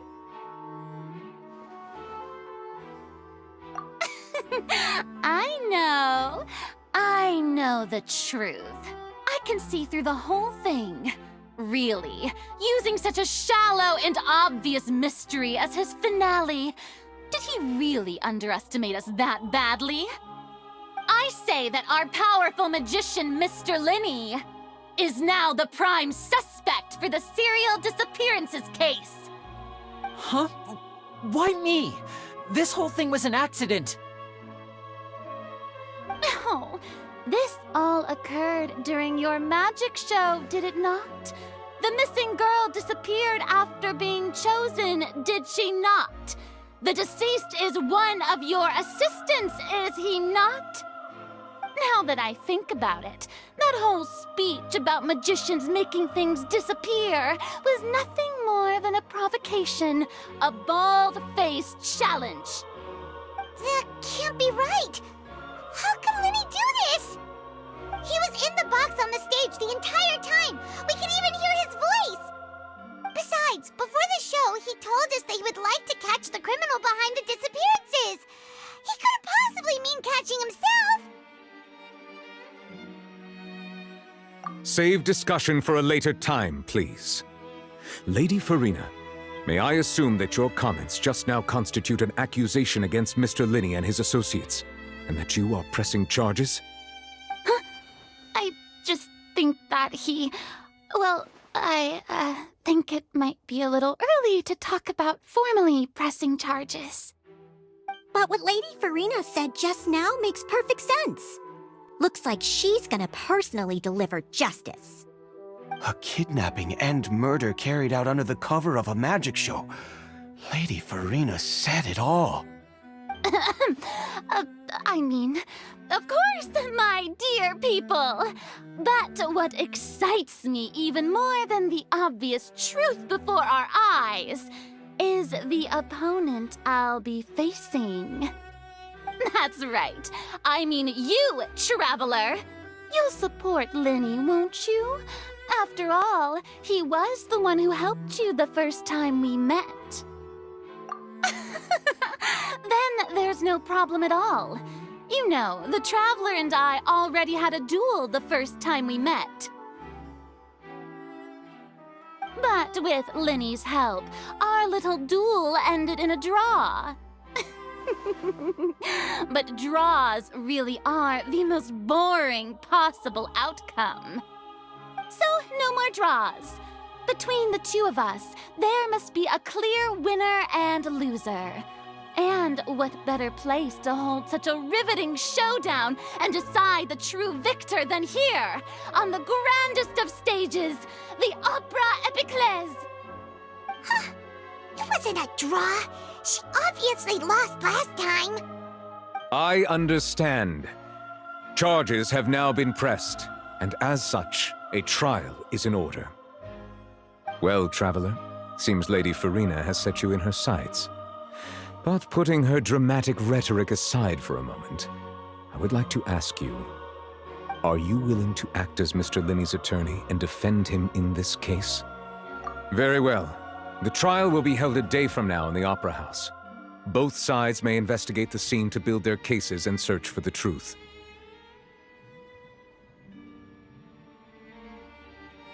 Linney and his troupe are all potential suspects and shall remain within the Opera House.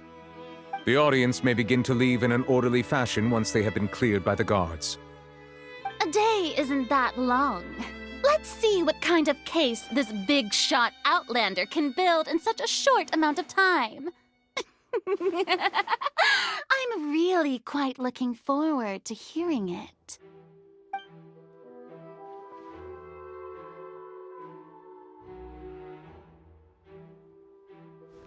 Lenny!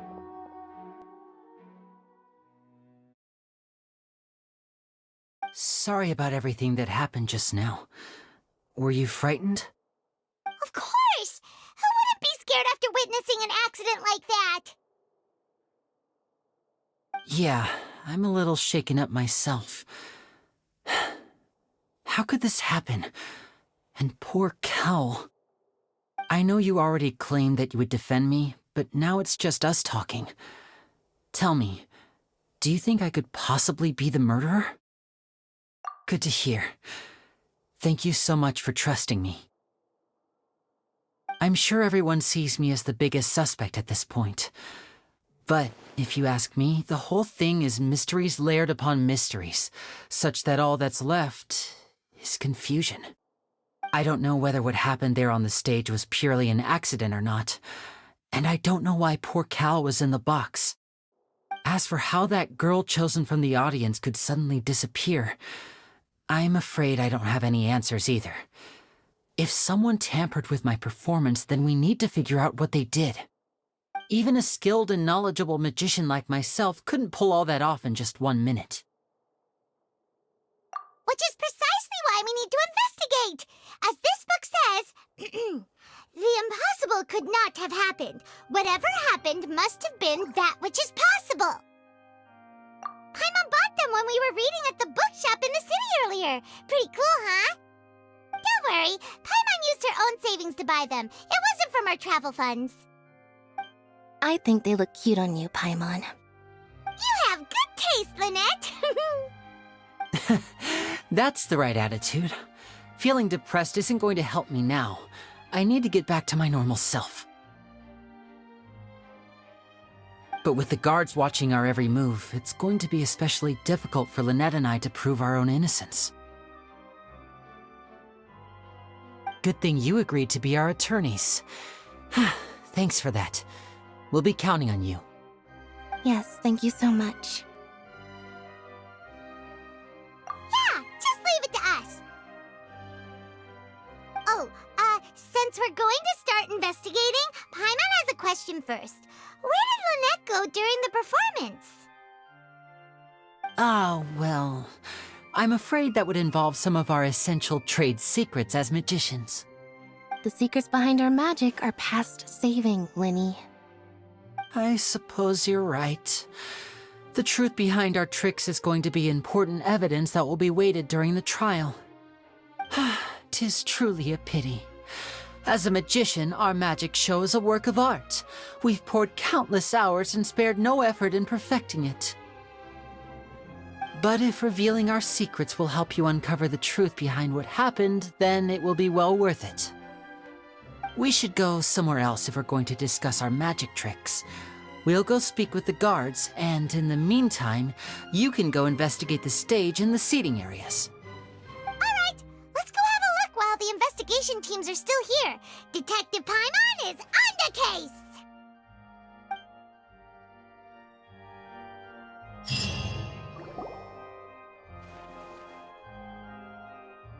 Hello, officer. How's the investigation going? Ah, I see. You must be the traveler that Lady Farina mentioned. Listen, I'll be perfectly honest with you. I'd avoid getting mixed up in this whirlpool of a mess if I were you. Huh? What do you mean? Come with me and you'll see. The deceased is one of Linny's assistants, named Cal. Even though he hadn't joined the troupe long, he was hardworking and everyone generally liked him. The assistants are usually in charge of setting up and inspecting the props, as well as assisting with the show and keeping the crowd engaged. As you probably saw when you were in the audience, the water tank suddenly fell and smashed the box with Cowl inside it. This is the real mystery. We've already searched the scene and were unable to find any traces of the girl. However, if you look carefully, the box was positioned directly under the water tank. The ropes holding the tank were then burned by the pyrotechnics on stage, causing them to snap. All these factors lining up so perfectly makes it hard to see this as a mere accident. If anything, the more logical explanation is that the whole incident was intentionally planned, and Linny is the most likely person to have access to all these areas. But he doesn't have a motive. Are you both good friends of his? Well, you can't say we're good friends, but we've known each other for a little while. So in just a short time, he was not only able to win your trust, but even convince you to act as his attorneys. I know there's no such thing as magic. The real trick of a magician is holding the audience in the palm of their hand. I've seen a lot of cases, and I can tell you that people are the least reliable kind of evidence. Sorry, I tend to be pretty straightforward. Just know that I'm warning you for your own good. Anyway, you may investigate the scene of the crime yourselves if you're curious. Who knows, maybe you'll be able to come up with some new evidence.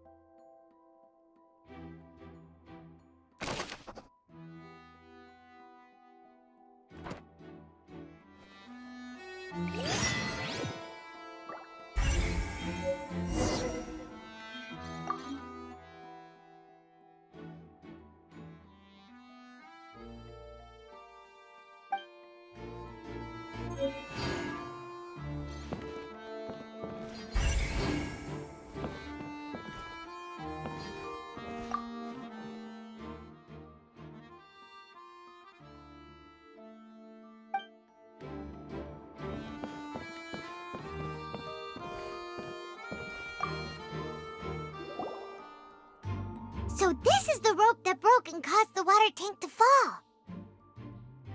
The rope looks pretty durable. How can it be burned through so quickly by fireworks? Why are you suddenly so serious, Traveler?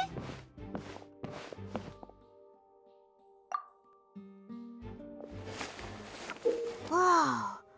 Look! This bit is made from different material! Most of it was burned away, but there's still a little bit of it left.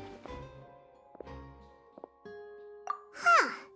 So if a rope meant to hold something was made with that kind of material in it, then that means... Wait!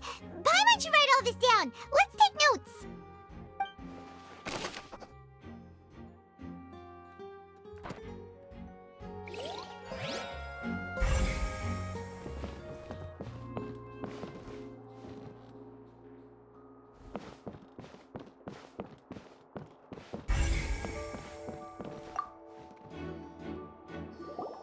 Hello there! What are you investigating? Oh, this location has also been cordoned off because the Magic Troupe members are currently considered prime suspects. The investigation team is still collecting evidence. The seats were all booked in advance, so we were able to deduce the missing woman's identity by checking the guest list. Sure, it's not like this is confidential information. We will publish it later anyway when we petition the public to help us find the missing person. Her name is Halsey. She's a painter from Fontaine who's made a bit of a name for herself. Apparently, she wasn't a regular at the Opera House, but she'd been feeling some pressure with her work lately, which made her decide to come see the magic show. The magic troupe members all claim not to know her, and we have looked into her social connections. It seems that she has no personal grievances or conflicts of interest with the suspects. Simply put, she wasn't related to the magic troupe at all, which matches the features of the previous serial disappearances. Were the victims of previous cases also chosen at random? That's how it seems to us, in any case. Apart from the fact that they were all young women of around the same age range, there really weren't any other connections between them. Okay then. No need to be so formal. If you do happen to see the missing girl, please be sure to contact us. It is of utmost importance that we get to the bottom of these disappearances.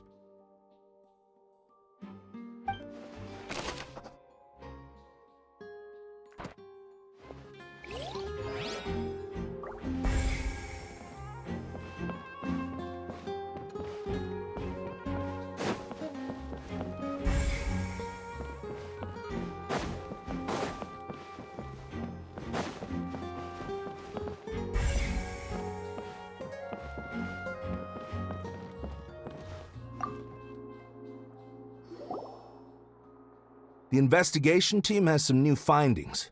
Turns out there's an issue with the random number selector after all. See, I told you. What if the machine picked some big guy's seat? You think the murderer would have still made his move then? Sorry to interrupt, but we're helping Linny and Lynette with their side of the investigation. What were you saying about the number selector? There's something wrong with it? You're trying to help them? That'll be a tall order. Linny used the machine to pick a random member of the audience during his performance, right? The lucky girl that later disappeared. Well, we thought there might be a serious problem with the machine, so we had it taken away for further inspection. It turns out that the seat number it picked wasn't random at all. The machine picks that same number every time. I'm sure you already know that you have to make a reservation in advance to get a seat, regardless of whether it's a trial or some performance. In other words, Linny knew who would be sitting where from the very beginning. That much checks out. Linny reserved our seats for us too. Bet you see why I was saying it'd be tough to make a case for Linny. Even though it's bad for Linny's case, Paimon had better write it down.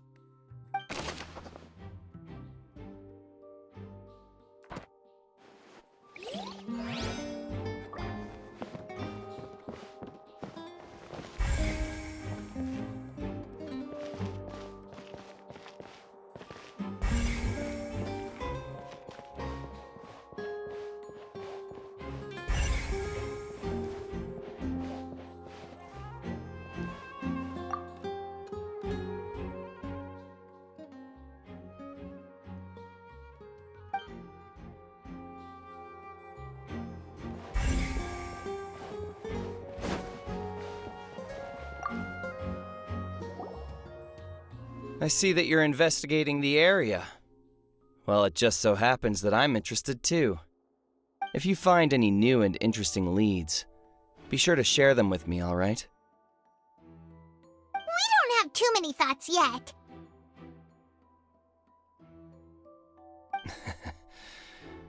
Then why don't I tell you my hypothesis first? The way I see it. And I'll start it with that loud thud.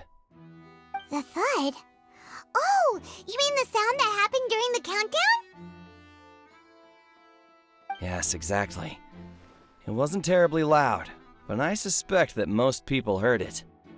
It's just that everyone was awaiting the results of Linny's trick with bated breath, so no one paid it much mind. But now that the incident has happened, the thud has become an important clue. That makes sense. So, what do you make of it? I'm of the opinion that it may have been the sound of Linny's accomplice. Lynette, perhaps. Jumping atop the water tank or something like that. And when the pyrotechnics went off, she cut the rope, sending the water tank crashing down. But wasn't the noise we heard too loud for that? Perhaps the balance wasn't right, leading to a particularly rough landing. Oh, that's true. I suppose I must reconsider. That does remind Paimon, though. What was with that sound?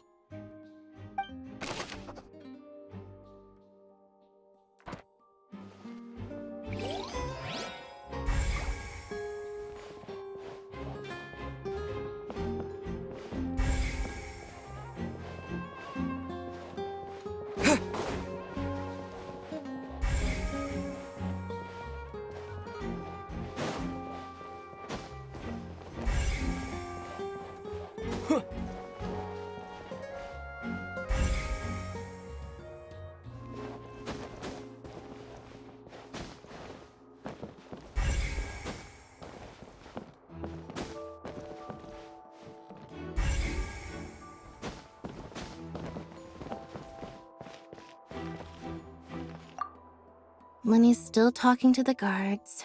It seems he'll have a lot of explaining to do. I think someone will be assigned to monitor us later, but that's alright.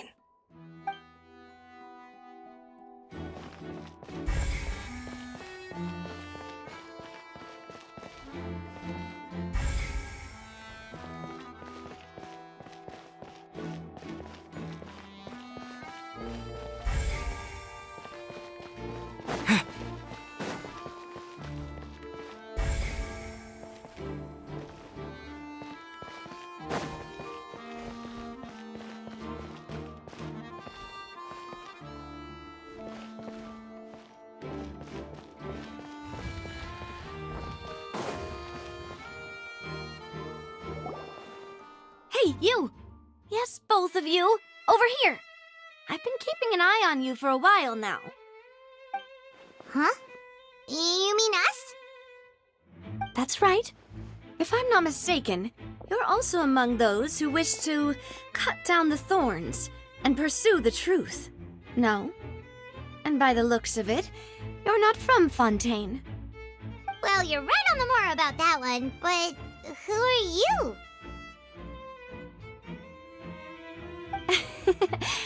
Have you never heard of the Spina di Rosula? From mediating disputes and providing protection to solving conundrums, you name it, Spina di Rosula does it. And I, Navia, have the honor of being its renowned president. Though those who play by our rules call me boss. I'm Silver, her attendant. Pleased to meet you. And I'm Melus. Demoiselle's various daily needs and affairs are under my purview. Huh? Boss? Demoiselle? What gives with the names? Well, I am the second generation president. Melus and the others are still used to my previous title. My apologies, Demoiselle. Should you prefer, boss, I will endeavor to use that instead. No, no need. You don't have to call me boss. Just Navia is fine. Okay, if you say so. Not that we're members of Spina di Rosula anyway. All merely trifling details. Never mind. Now, back to the situation at hand. That's right. I've always kept an eye on the serial disappearance cases. My interest stems from a matter back from my father's time. Judging from the look of things, I find Linny an unlikely mastermind. Really? We think so too! That's why we're looking for clues now. But how did you come to that conclusion? Intuition, naturally. My unparalleled intuition. Farina sure was quick to point the finger at Linny without any decisive evidence whatsoever, wasn't she? But that's not uncommon for her. If you remember, the Justice had to interrupt her and ask if she was pressing charges just to keep her from getting carried away. Anyway, a trial begins the moment someone levels charges. And, of course, there was no way Farina was going to back down in that situation.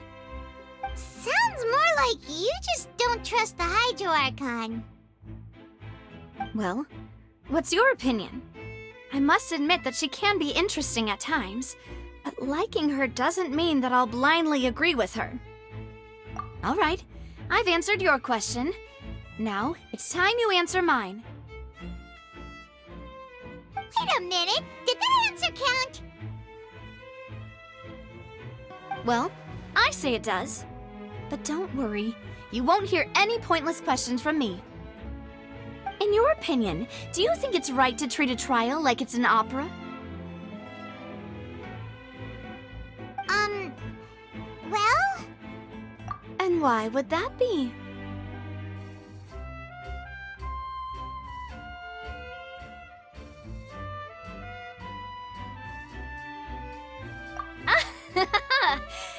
See, Silver and Maloose? I told you they'd be different. Most astute of you, demoiselle. I too think that the traveler's response was most excellent. No matter how wonderful the script or how fervent the audience's expectations may be, the trials that go on stage here must be based in fact. And if that can be done, boss, then... All right, that's quite enough, Maloose. Anyway, I like your answer. You passed with flying colors. Now, I need to make some preparations, following which our joint investigation shall commence. You two shall be my assistants. Wait! Since when did we become assistants? Oh, well, I can be the assistant, sure. Or your companion, if you like. I'm really not that fussy. That's more like it. Far be it from me to brag, but I believe that Demoiselle's intuition will be instrumental in uncovering the truth. You wish to save a friend from false accusations, and we wish to unravel the disappearances. In this sense, our goals are aligned. You have a point. Huh. You're quite the talker, aren't you, mister? And what about you over there? What do you think? You seem like you've got something on your mind. I have nothing to add. Oh, alrighty then. We'll be making some preparations first. Just be sure to let us know if they start revealing Lenny's tricks.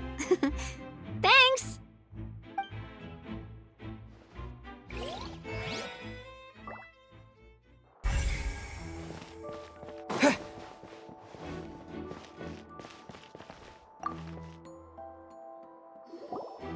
Sorry, but no one can freely enter or exit the Opera House at the moment. If you wish to leave, you must register your identity with us first.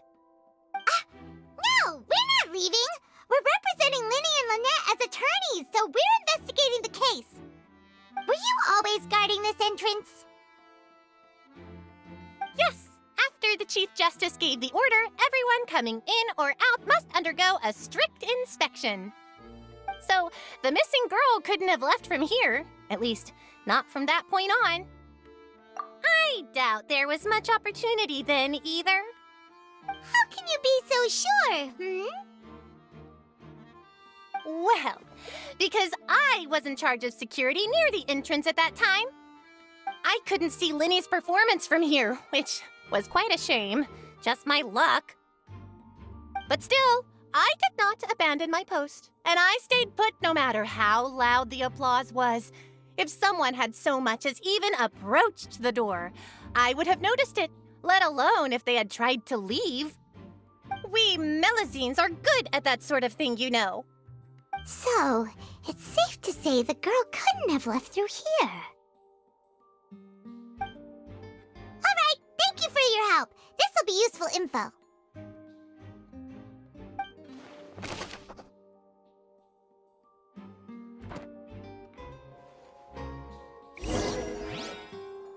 We've checked everything of note here at the performance venue. Paimon wonders how Linny's discussion with the guards is going. Let's go see, shall we? Ooh, things are getting interesting, huh? Understood. Then I will be going with you. Just so you're aware, I will be monitoring your actions and making notes as necessary. Very good. Thanks for being so agreeable. I'd pull a rose out of my hat as a gift for you if I could.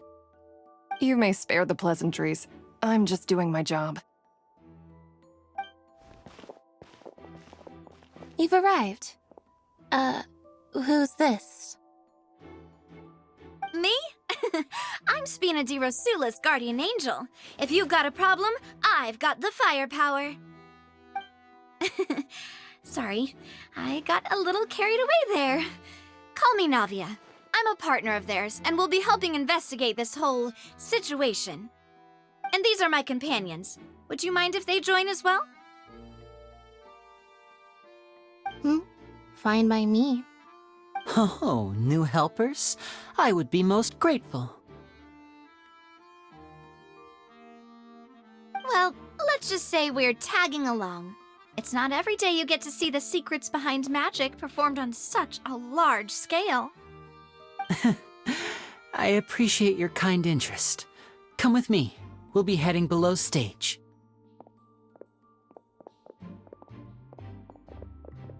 Huh? Below stage? Yes, a world of secrets is hidden beneath this magic box, prepared specifically for this switcheroo trick. But before I reveal everything, you should have a look first. Notice anything strange here?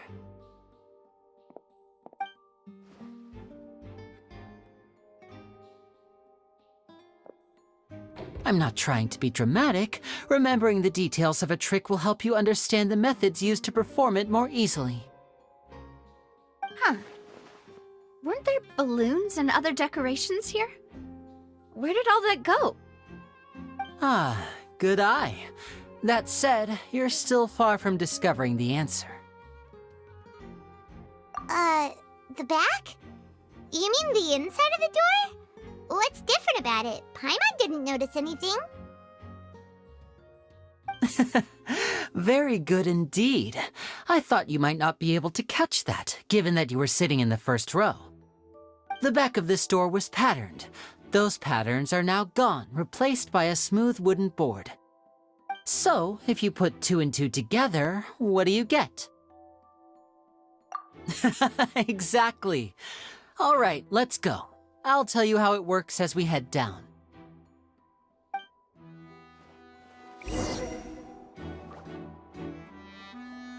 Oh, so there was a passageway under the magic box! I knew you'd figure out most of it as soon as you saw this place. The 2 magic boxes are positioned right above the 2 entrances of the tunnel. See this flatbed trolley? The box with the lucky audience member in it would be shuttled over to the other side using the trolley. This trolley can raise and lower and even rotate, ensuring that the box will face in the right direction. I see. So that's the purpose of the box inside another box. Precisely. The inner box would descend after the audience member was put inside and be moved along the trolley, all while the outer box would remain on stage as if nothing had ever changed. So that's how you did it! Once the box was lowered, the trolley would store some energy through this device here, with which it would complete the rest of the steps. The audience member would only be able to feel some slight movements in the dark, and by the time she walked out, she would already be back on stage. Right! You were talking that whole time, and you even came out for a moment near the end! Ah, yes. A phonograph operated by Lynette was used to achieve that effect. My assistant and I had already scripted our conversation beforehand. When the countdown began, I had already gone to the opposite box via a tunnel using that ladder. And what about Lynette? Where was she? I was in the mezzanine space in the back of the box. Oh, interesting! That's how we were able to coordinate Linny's lines with the assistant. And, by the way, I was the one who walked out of the box at the end. I mean, we are twins. All it takes is a change of clothes and no one can tell who's who. And that's my favorite part of this trick. Only Lynette and I can perform it. So that's how it all worked! Wow! every detail you revealed was more amazing than the last! Lynette would briefly walk out of the box and then go back in, jumping into the tunnel and escaping before the box on the trolley could finish ascending. And then I walk out of the other box in the audience area, and the trick would be complete. The operative word here being would. But as you saw, Cal was in the box, not our audience member. She, on the other hand, mysteriously vanished. We really don't know how that happened. If not for that interlude, this would have been an astonishing trick. I probably never would have figured out how you pulled it off. And yet, to think that someone was able to use this magic trick to commit a crime. Could we have a look around? I think we can come up with some more leads.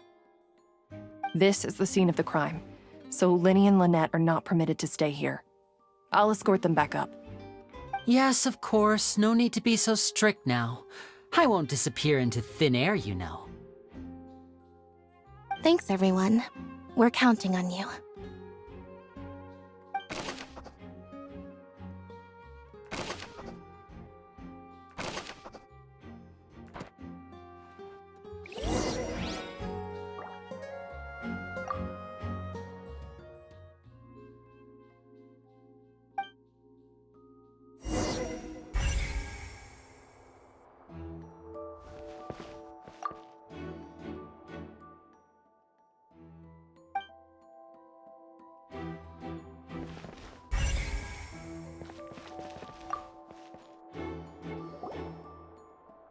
Huh.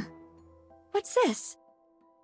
Looks like a hook tied to the end of a rope. Huh?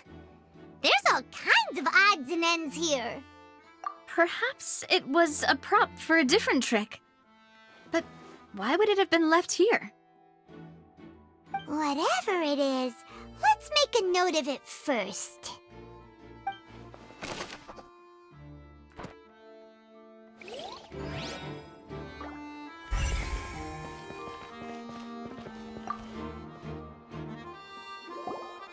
The floor is wet. Please be careful not to slip. Speaking of which, why would there be water here? Oh, Paimon knows! It's one of those tricks where you pour water into a jug and then flip the jug over only for the water to disappear? And here's a broken vase. Huh. Did the trolley knock it down while moving? That can't be. The trolley moves along tracks from start to finish. It couldn't have hit the vase at this distance. Let's note this down too and think about it later.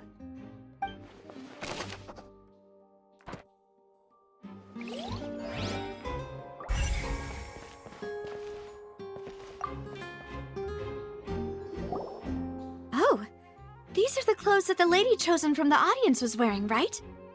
Her clothes are here, but she's nowhere to be found. Right.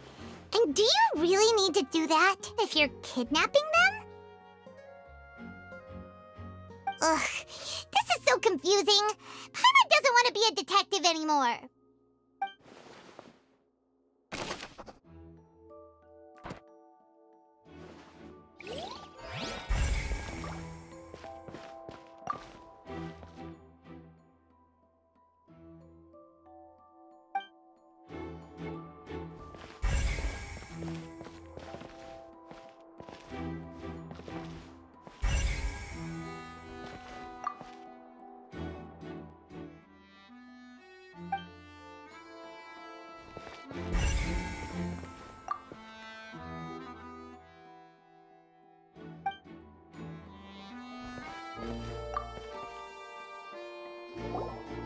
What is this place?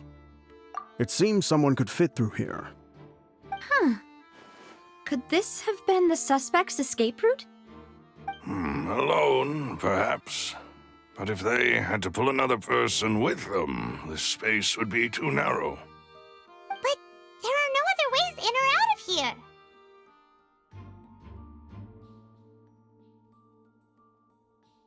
Oh, you're right! Let Paimon write that down.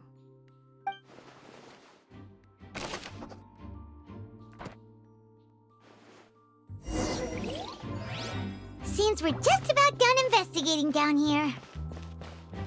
Yes, let's head back up.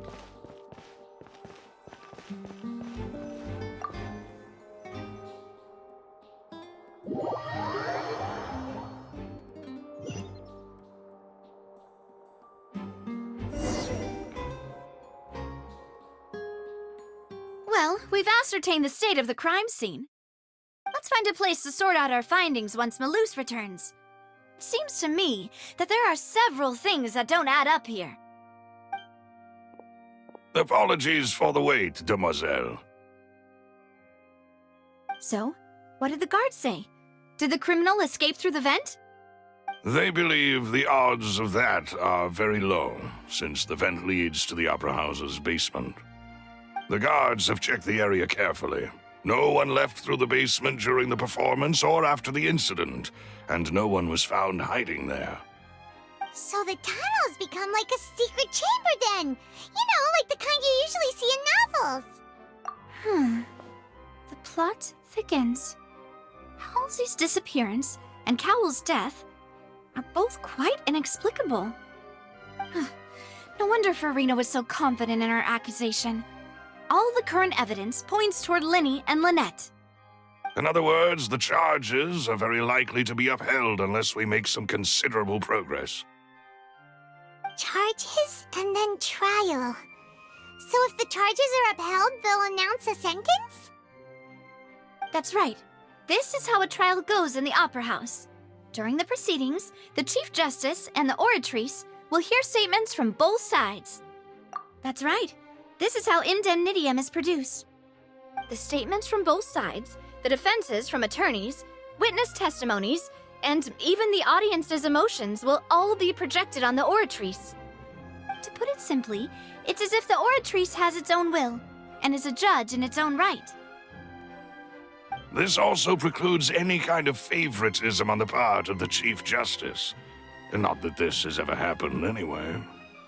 Once both sides have finished speaking, the Chief Justice will make his final decision. This, too, will be used by the Oratrice as a reference. Then, finally, the Oratrice will be consulted by officials. The result it returns is the will of justice itself. Huh? So that machine is the one that actually decides? Paimon thought Neverlet called the shots. In practice, there is very little difference. Both have always come to the same judgment, which is why people have great faith in the Chief Justice. Ah, yes, the guards also asked me to convey that none of us will be allowed to leave this place before the trial. Huh? Why? Because we've chosen to act as the twins' proxies. That makes us persons related to the case.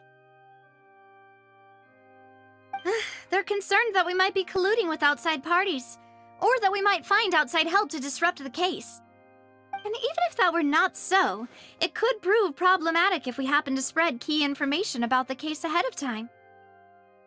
I'm ready to break out at any time. Whoa, whoa! There's no need for that! Paimon thinks they have a point. That said, are they providing food? Of course. I just hope you don't mind the lack of options. I'm afraid that catering to all tastes is not in the cards, nor is any guarantee of balanced nutrition. In that case, let's just sort out our findings together here. Pity. I was hoping to take you to try some of Fontaine's famous desserts, too. I mean, what better way to properly think through our findings than over some tea and sweets? Huh. Breaking out suddenly doesn't seem like such a bad idea after all. Just kidding! Just kidding! Paimon will still do her best, even if there are no snacks. What do you mean, no snacks? Of course we'll have snacks. If we cannot buy some, then we'll simply make some. Huh? Here? But how? Understood, demoiselle. Everyone, please come with me.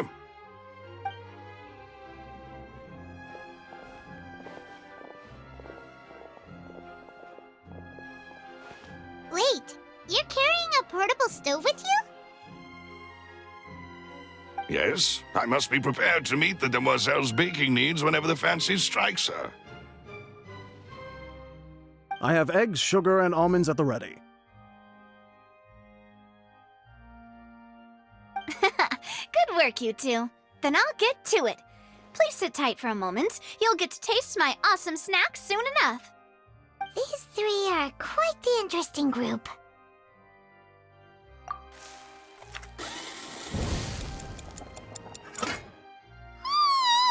And Paimon thought it smelled good while it was still in the oven!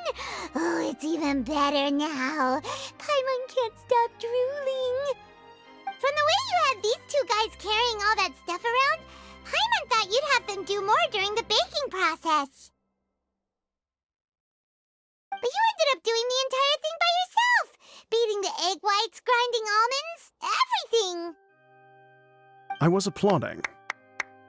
And I was giving encouraging smiles. Paimon was just thinking, aren't you worried about getting your fancy dress dirty beating egg whites and baking like this? Well, I don't think it's carved in stone anywhere that fancy ladies can only read books, sip tea, ride horses, and play the piano. I just really enjoy making snacks. Don't underestimate beating egg whites, by the way. It's a real arm workout. You also need to beat them to just the right consistency, or your macarons will crack. Anyway, give these a try, fresh out of the oven. There's 3 for each of us. Only 3?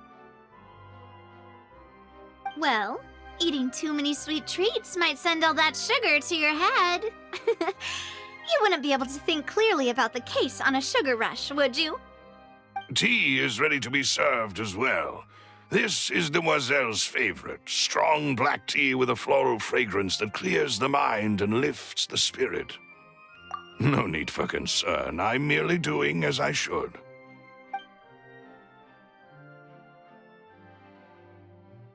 All right then, down to business. As Paimon mentioned previously, the tunnel seems to be something of a secret chamber. However, we can assume that Linny and Lynette were not alone within it. Some criminal also occupied its sealed confines. The magician twins could have committed the crimes, of course, but they lack any logical motive. Exactly! Why would they do such a thing right when everyone was watching? The flower vase and the thud we heard during the performance could indicate some altercation between Halsey and the criminal in the tunnel, resulting in the shattering of the vase, the discarding of her clothes, and her abduction. Perhaps the criminal thought that since she was chosen from the crowd, she would be too easy to identify if she was still wearing the same clothes. Paimon thinks that makes sense, but the real trouble is... True. None of the clues we found thus far support the existence of this third person. But the only people left to consider are both technically victims, whether it's the missing girl, Halsey, or poor Cowl. Huh. Could Halsey have secretly made modifications to the magic props in order to murder Cowl before making her escape? That's right. And even if she had tampered with the setup, she would need to understand the entire trick to pull it off. Nor does she have any motive. The guard said that she has never had any dealings with the magic troop's members. Were we not thorough enough in our search? From the sound of things, this is turning into an impossible case. Your macarons are amazing, though, Navia. They smell great! They're nice and crisp and super sweet! They are my specialty, after all. And I see you've already had 5 of them. What? 5? Oh, that can't be right! Paimon only counted 3! Honest! Please don't worry about it. At my age, a few less sweets might actually be a good thing. No! Being greedy is one thing, but Paimon knows how to count. Besides, Paimon knows that if she ate too many, then others wouldn't have enough.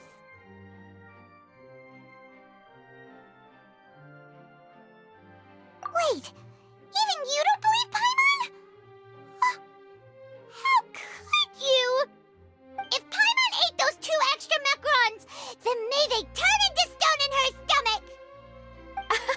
All right, we get it. Well, I suppose one of us might have gotten too engrossed in our chat and eaten them by mistake. No big deal. Maloose, set up the stove again if you would. Huh? What are you doing? Making sure everyone gets 3 macarons, of course. Exactly. We don't want to trouble you. As you wish, demoiselle. And I have the egg, sugar, and almonds. Well, this really is your hobby, huh?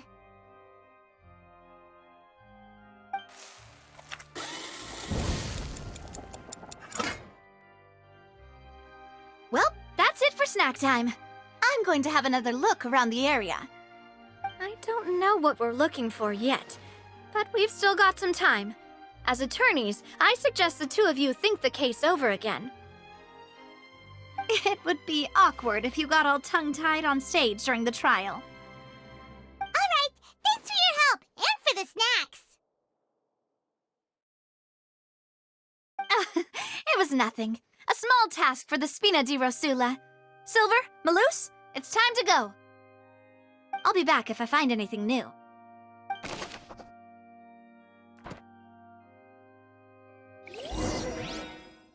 All right, it's time to put our heads together. We've got to get our defense ready for the trial. Oh, it's probably going to be a long and difficult case. There's no point in worrying about that now. We just need to prepare. Here, take Paimon's notes. They should help you review the situation.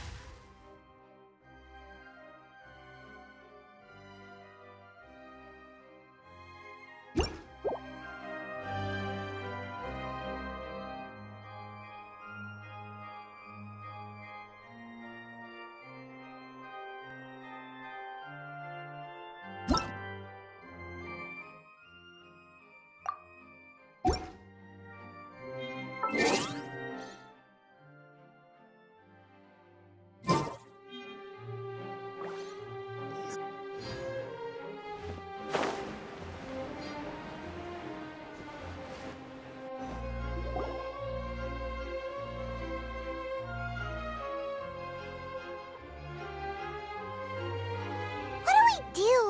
The whole situation is so confusing. Good plan. Impossible things don't just happen. We'll get to the truth one way or another. Just relax. Even if everyone else suspects Lenny and Lynette, at least we will be supporting them from the stands. Besides, I doubt Farina understands any more about what happened than we do. Thanks, Navia. Well, we'll be going then. Best of luck to you.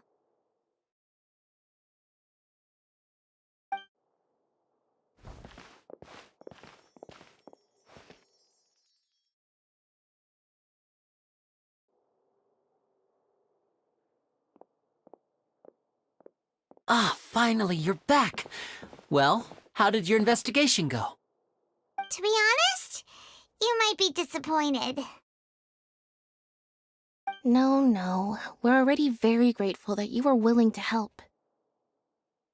Well now, don't you all look disappointed. Don't tell me that your investigation came up empty-handed. That was to be expected, of course. The guilty can never produce proof of their innocence. But don't let that stop you. I shall be terribly disappointed should you, my most anticipated foe, concede so easily. Since both parties are present, I declare that the trial regarding the magic show incident is now in session. Firstly, in order for the audience to understand the causes and results of the incident, could we please have Mr. Linney explain the trick? Yes, of course. I will explain while Lynette demonstrates on stage. All the necessary items have been prepared.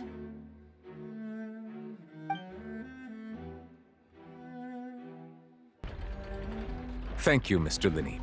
In that case, I take your statement to be that you ran to and remained hidden within the magic box in the audience stands once the trick began, and thus could not have committed the crime. Is this correct? Yes, that's correct, Your Honor. In that case, I call upon the prosecution. Lady Farina, do you wish to refute his statement in any way? Why, of course I do. Allow me to take the first shot and break this case wide open. Mr. Linney is clearly lying. There is no way you could have been in the box the whole time if you were to abduct Halsey and murder Cowell. In fact, I'd say you were hardly in that tunnel at all. That is simply your hypothesis based on the presumption that I'm guilty. Oh, is that so? And if I may ask, what did you hear while you were inside your box? The roaring countdown of the crowd, of course. That's how I kept track of the time and built anticipation for the finale. And you didn't hear anything else at all? Nothing that might leave an impression of any kind? No, nothing. I see. But when the count reached 30 seconds or so, there was a thud. One so loud that I believe practically everyone heard it. Huh? Hey, hang on. Something's not right here.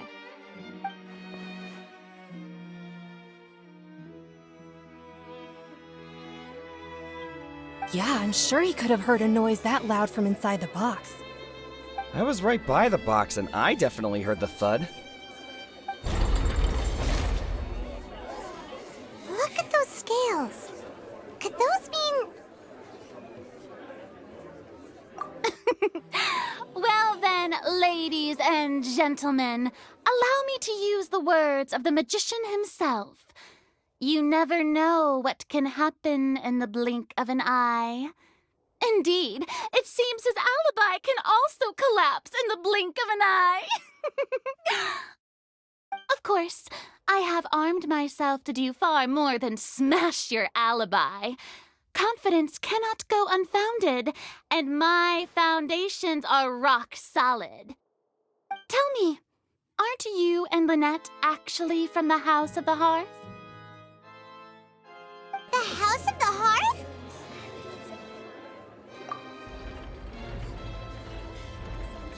No wonder they did something like this. So the serial disappearances were the Fatui's doing. Now it all makes sense. I've got a feeling that what happened on stage probably wasn't just an accident. That's irrelevant. Our identities have nothing to do with what happened. Indeed. Then perhaps Perhaps you could tell us everything that happened during that 1 minute. Your first priority is to prove yourself innocent after all. I'm sure there is little that needs to be kept secret now. Unless your script already has holes in it.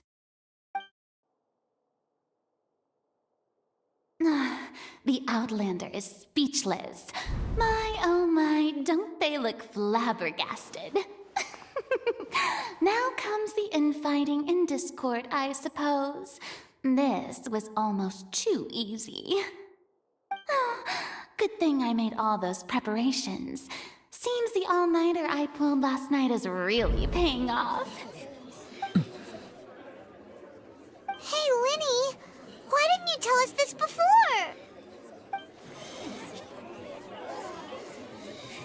Order! Order! Mr. Linney, allow me to re-establish the facts. Lady Farina has raised 2 points. First, when the thud was heard in the Opera House, you were neither in the box nor the tunnel. Second, you and Ms. Lynette are both members of the House of the Hearth. Are these claims true?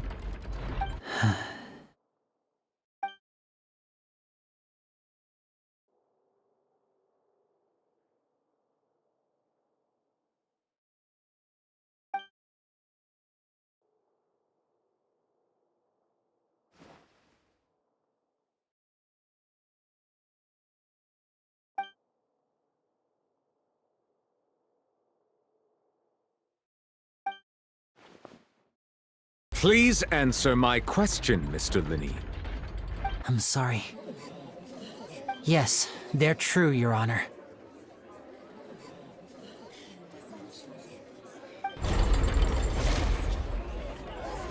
I knew it!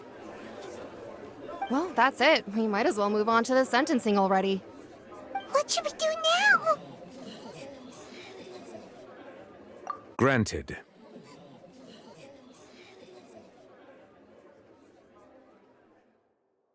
In that case, what is your request?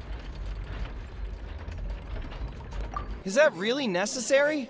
They're already as good as guilty. The defendant deceived their own attorneys. What is there left to discuss? Order! Order, I say! Your request is reasonable, and we shall adjourn. This trial will reconvene in 1 hour. So you would stick to Mr. Linney's defense even after knowing what you do now? You certainly have more professionalism than I thought. In that case, my dear audience, let's allow the joy of victory to steep for a little while longer.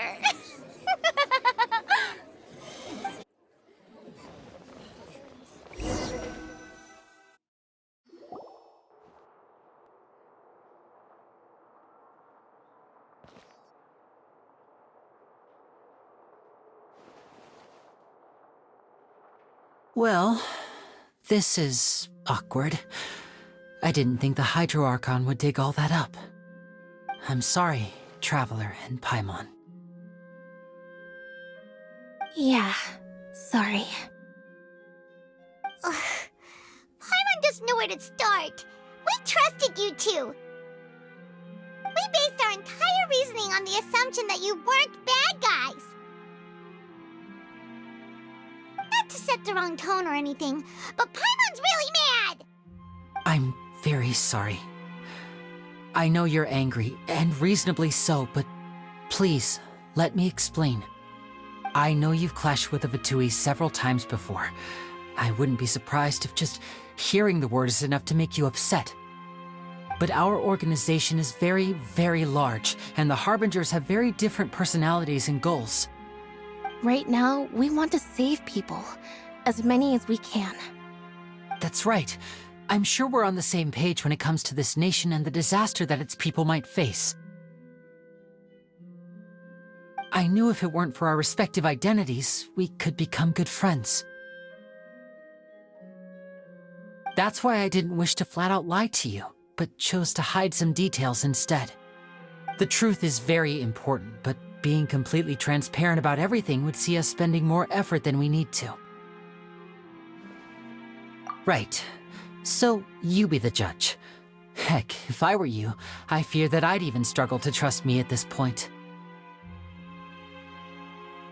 You met a Fatus who works as a magician, a trickster by trade. All by coincidence, too. But still, I'm asking you to trust me. I am no criminal. At least, not in this case. Sorry. Please forgive us. Well, you both say that, but... Right. Let's hear your answer first, and no lies now! Of course. I'll answer any question you ask. We've been trying to find out how the Oratrice operates. We want to know why it has a consciousness. Why can it deliver sentences accurately? During our investigations, we learned that the machine's core is beneath it. From that moment on, Lynette and I have been designing this box swap trick with the objective of getting close to the core. Is that why you needed a whole minute? That's right. In truth, the audience would take about 75 seconds to count down from 60, while I would only need 15 to get to the opposite box. So, after jumping into the tunnel, I accessed the Opera House basement via the vent, and went to investigate the room in which the core is stored. That air vent was created during the construction of the tunnel specifically to execute this step. Well, nothing. As soon as I reached that room and was about to investigate, I heard someone's voice. Which should have been impossible, of course. I was quite certain that I was the only one in the room. That voice seemed to recognize me and tried to speak to me. I chose to err on the side of caution and retreated the way I came. On the way back, I saw the broken vase and the clothes on the ground, but the countdown was almost finished, so there wasn't time to give it any thought. After that, the homicide occurred just as you saw. Well, that explains why you didn't hear the thud. Because of that prophecy I told you about, of course. We must know all we can about this nation's secrets in order to deal with that prophesized crisis. That's the only way we can save everyone. So, there you have it. The whole truth. I swear, I didn't hide anything from you this time.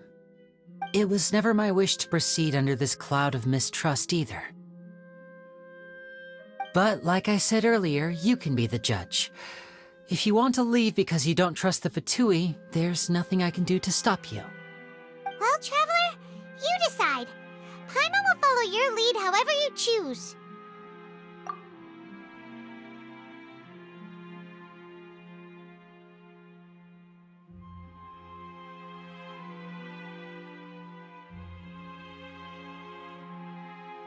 Okay, thank you. Thanks for giving us a chance. The current problem is that the scales are tipped pretty badly against you two. If we want to refute the Hydro Archon's accusations, we're gonna need a seriously watertight defense. Huh? Oh, Paimon thinks she gets what you mean.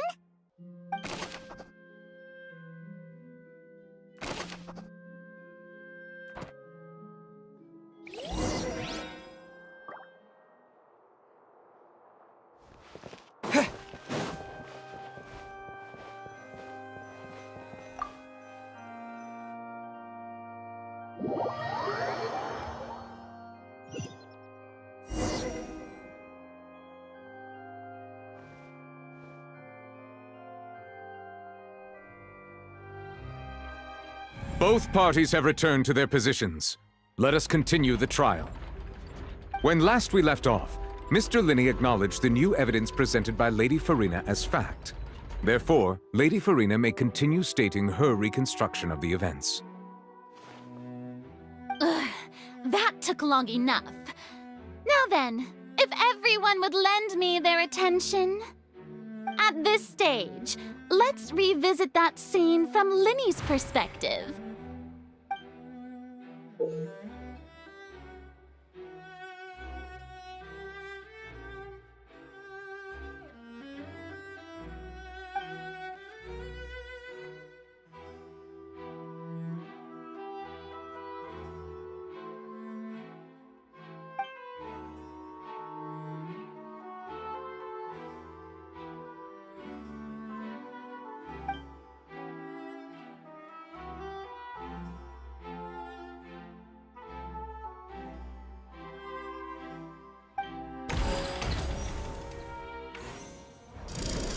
countdown began, he entered the tunnel. When the flatbed trolley passed, he opened the box and got into an altercation with Halsey, which caused the loud thud. He did not realize that this sound could be heard by everyone in the opera house, which is why he claimed earlier that he could not hear the sound. Finally, he used the vase to knock her out, before making her change clothes to prevent others from recognizing her. At this time, Cowell arrived in the tunnel, having heard that strange noise, and caught Linny red-handed. So Linny proceeded to knock him out too before stuffing him into that box. Afterward, Linny passed the unconscious Halsey to his accomplice through the magic box in the audience stands, before operating the devices such that Cowell's death would be ruled an accident. And there you have it. That's the truth behind what happened. Does the defendant's side have any objections to Lady Farina's description of the events? The key to refuting Lady Farina is the order of events, what Linny experienced and what he saw.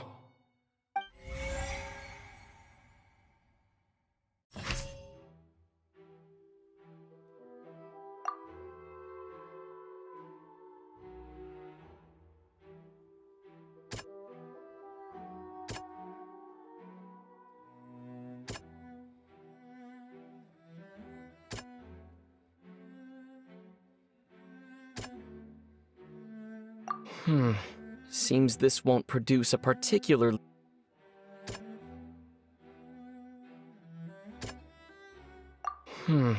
Seems this won't...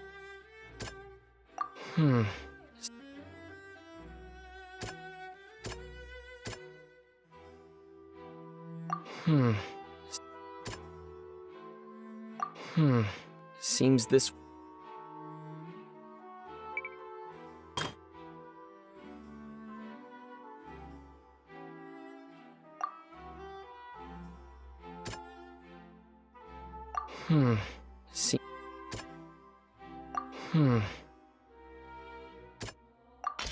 According to Linny, he left via the vent after entering the tunnel. He couldn't have had that altercation with Halsey.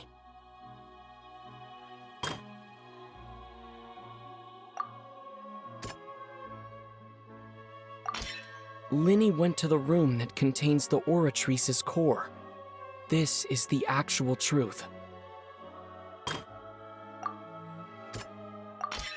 Linny did not take part in the underground altercation. He only Attention! Ace Detective Paimon has something to say! When the countdown started, Linny did indeed go into the tunnel. But he immediately used a vent to access the Opera House basement, which is where the underground core of the Oratrice is stored. Once he reached that area, he heard a voice in what should have been an empty room. Since he felt something was amiss, he returned immediately. The crime scene had already developed by the time he reached the tunnel again, and in order to complete the magic trick, he did not remain there for any length of time. Finally, he reached the surface, and that was when the accident happened from his point of view. Therefore, he's innocent!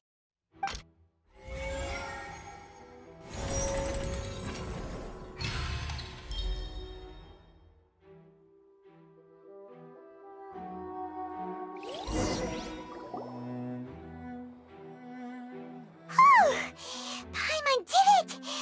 Paimon actually managed to say all that! Wasn't it awesome? In other words, you believe that he knew nothing of the incident? That's right! My reasoning?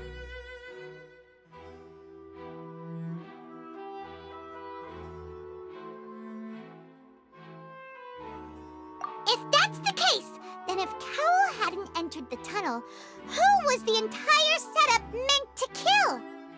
Assuming that what you say is true, Linny only needed to kidnap the young girl to cause a new disappearance case. What would the point of killing someone on stage be? Oh, they have a point. That's right, you tell them! And that's why they're partners of mine. They've managed to turn things around. Oh, well, your denial is very strident, I'll give you that. But what proof do you have to back your claims? Of course I do. If he had been in the magic box the whole time, how could he have not heard that sound? Why do you ask? You're saying that he wasn't?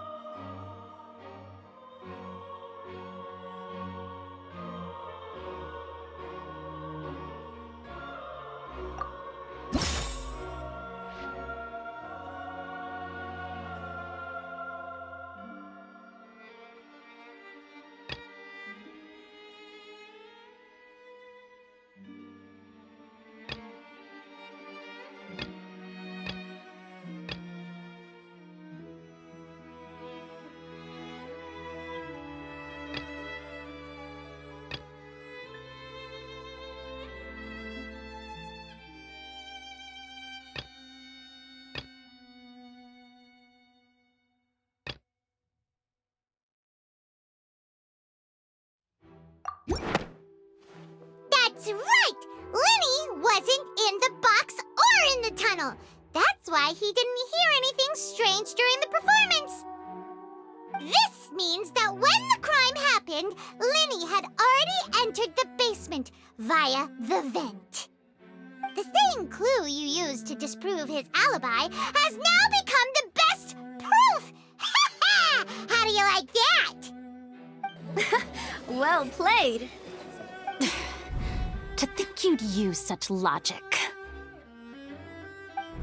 Well then, if it wasn't Linny who committed the crimes, then who was it?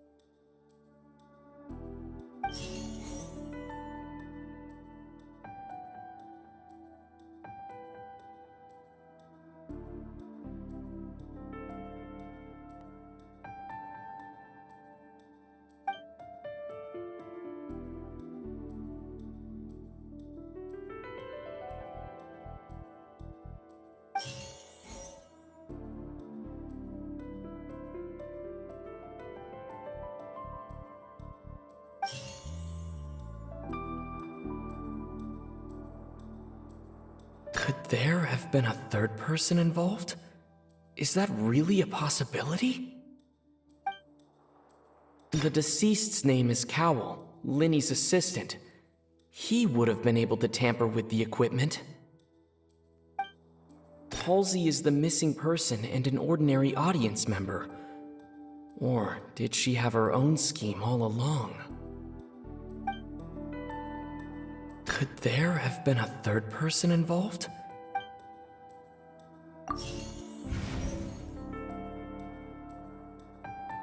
Halsey is the missing person and an ordinary...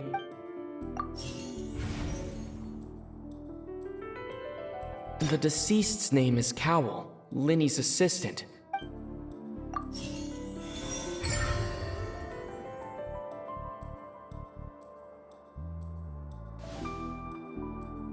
Huh?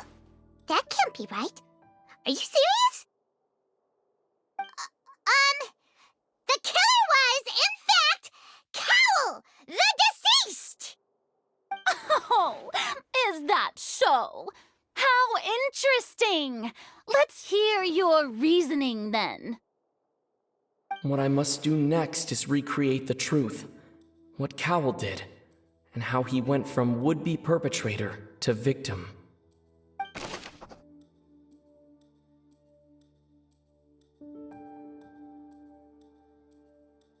would have been tough for both people to fit into that vent.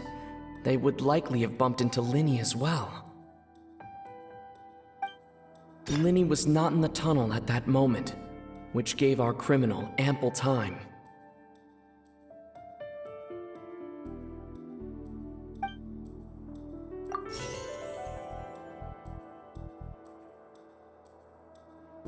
The sound we heard may have come from a clash between the missing Halsey and the criminal.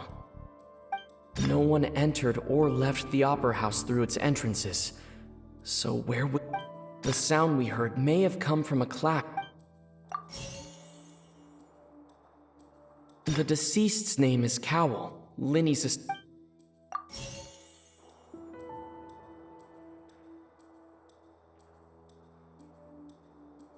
Halsey's clothing was in the tunnel, so there must have been some fear that she would attract attention.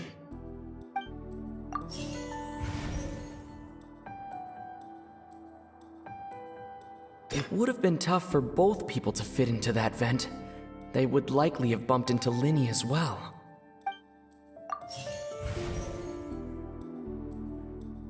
No one entered or left the Opera House through...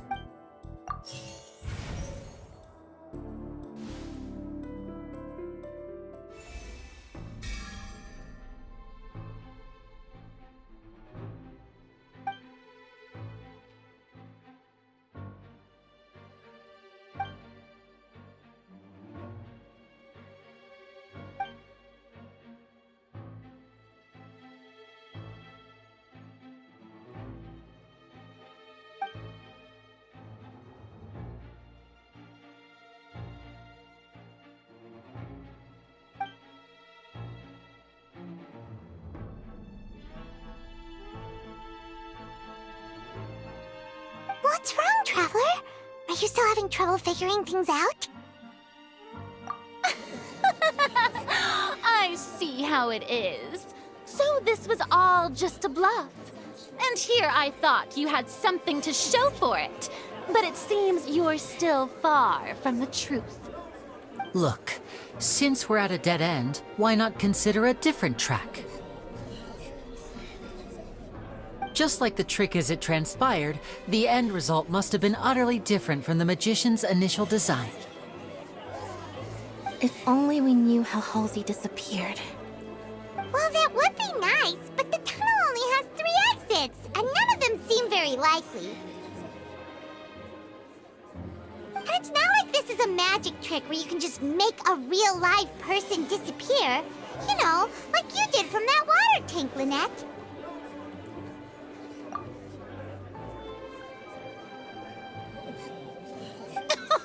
Excuse my interruption, dear opponents, but do you not see that the crowd is growing impatient?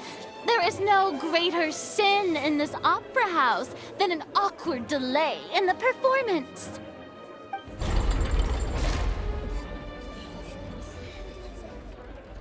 If the defense is unable to make further effective arguments, we will move on to the next stage of the trial. Linny was not in the tunnel at that moment, which gave our criminal ample time. The sound we heard may have come from a clash between the missing Halsey and the criminal. The deceased's name is Cowell, Linny's assistant. He would have been able to tamper with the equipment. No one entered or left the Opera House. The vase was not broken by chance. It was used to cover important evidence. The water.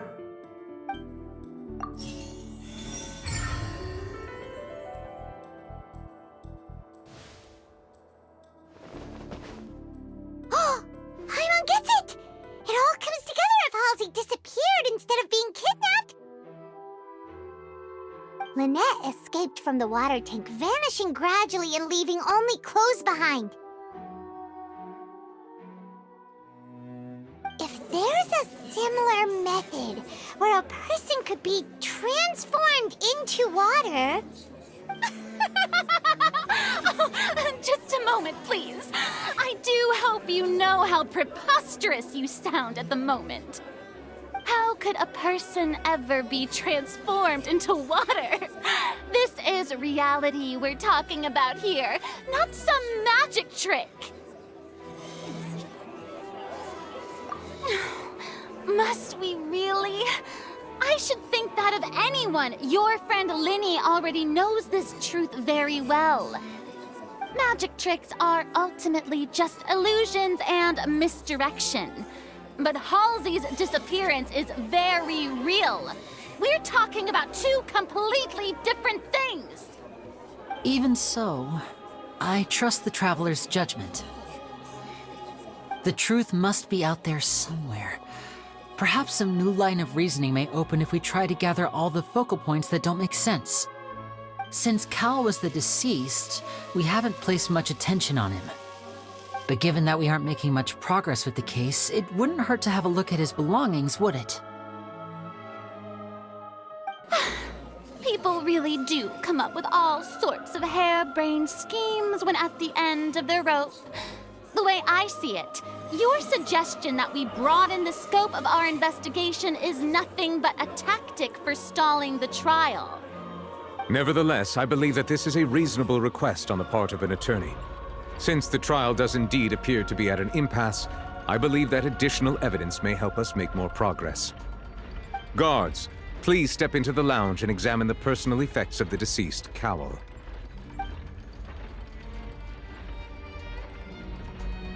We are still examining the items, but we have already made critical progress that we feel must be shared with everyone post-haste. We discovered several test tubes of fluid within Cowell's baggage, each labeled separately. The notebook in his backpack claims that these fluids are water from the primordial sea. The primordial sea? The note's contents also indicate that Cowell belonged to an organization that sells illegal drugs and that he had an accomplice. The notebook has many entries concerning safe usage of these fluids, in which the keyword dissolve appears many times. One of these tubes was labeled Opera Epiclese, along with yesterday's date. It is empty. The notes also state that these dissolution properties work exclusively on people from Fontaine. It's likely that Halsey was chosen as some sort of test subject. As such, we believe that the defense's hypothesis is, in fact, supported by sufficient evidence. You gotta be kidding! People dissolving into water? Could something so ridiculous actually be true? Wait a moment. This reminds me of a certain prophecy, but it's just a coincidence, isn't it? Huh. If people can become water, does that mean that the water tank's real use was as a means to hide water stains? And if Cowell was targeting that girl... Wait just a minute. Could that mean... You two, with me, quick! Demoiselle, wait! What about your partners? Let's go. Just trust me. Order! Order! It is undeniable that further examination of the deceased's personal effects has yielded some surprising results, but we cannot yet verify the veracity of these clues. Still, let us assume that these clues are indeed authentic, albeit with the understanding that Ms. Halsey has yet to be found. Guards, please continue examining the items along these lines. Mr. Linney, it appears your hypothesis is supported by the evidence, so please continue speaking. Of course. Thank you, Your Honor. If we uphold this hypothesis, I believe that many of this case's seemingly unrelated clues can be connected together. Right! Like the metal hook! That one didn't make sense at all. Let's think about this. Cowell's methods must have something to do with that water from the primordial sea.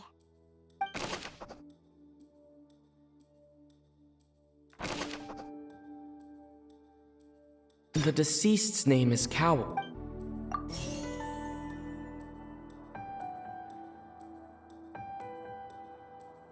The water from the primordial sea should already have been prepped before Halsey entered the magic box.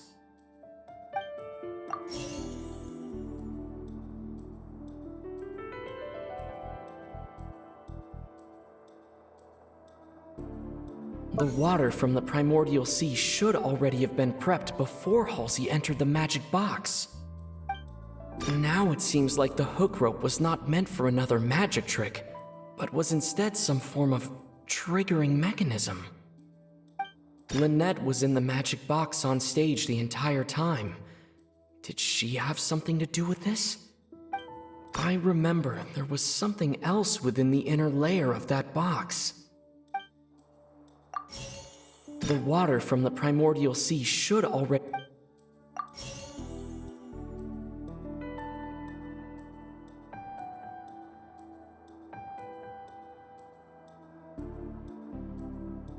Now it seems like the hook rope was not meant for...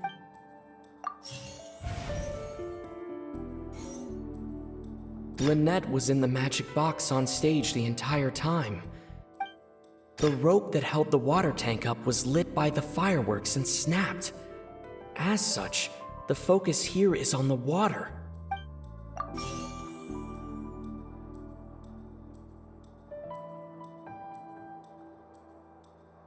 Lynette was in the magic box on stage the entire time. Did she have something? I remember there was something else within the inner...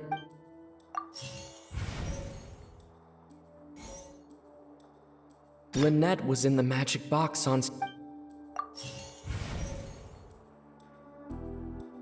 Now it seems like the hook rope was not...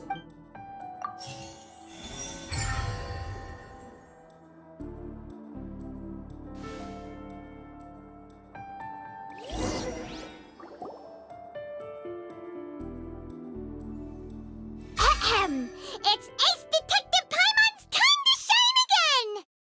In the original plan, Cowl would tamper with the water tank rope and the number selector securing his target.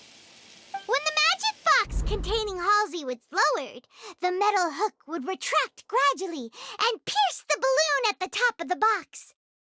When the balloon attached to the box popped, the water from the primordial seed inside it would pour down and dissolve Halsey. Afterward, Cowl would enter the tunnel and break the flower vase to conceal the water inside the tunnel, with the remaining evidence being covered up by the water tank on stage. But he encountered something unexpected in the tunnel and wound up being fatally hit by the same water tank he meant to use to cover his tracks. Huh. That does make sense. That actually links together a lot of the more confusing pieces of evidence.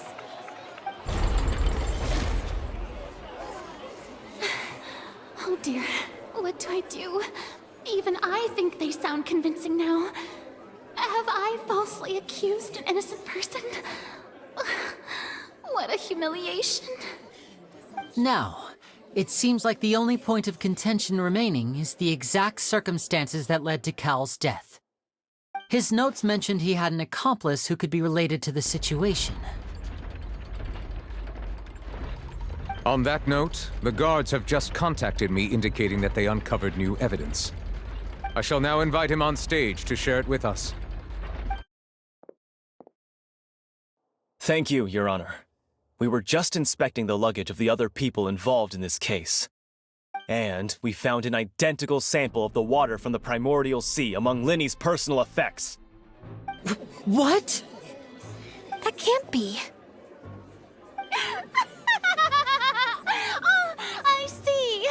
Well, how wonderfully comedic to have your own counterattack only to come back and wound you. Does this not clear all doubt? My dear citizens, my loyal audience, allow me to present my reasoning and bring this performance to a swift close. Linny did not need to take part in the dissolution of the young woman at all. Indeed, he did leave the scene via the vent. Having made modifications to the props beforehand, his accomplice Cowl then caused Halsey to vanish using the water from the primordial sea. But upon his return, in cruel avarice, Linny desired sole credit and prepared to do away with his partner in crime. Ultimately, he knocked Cowell out, and the tool meant to cover the crime up also became a murder weapon. Now, as much as I regret having come to such a viciously straightforward conclusion, it does seem that the famed Fatui is quite the cold-blooded and ruthless organization. Am I right, Mr. Linny? We've used up all the evidence we collected. There's no way for us to make a rebuttal here. Is this the end of the road?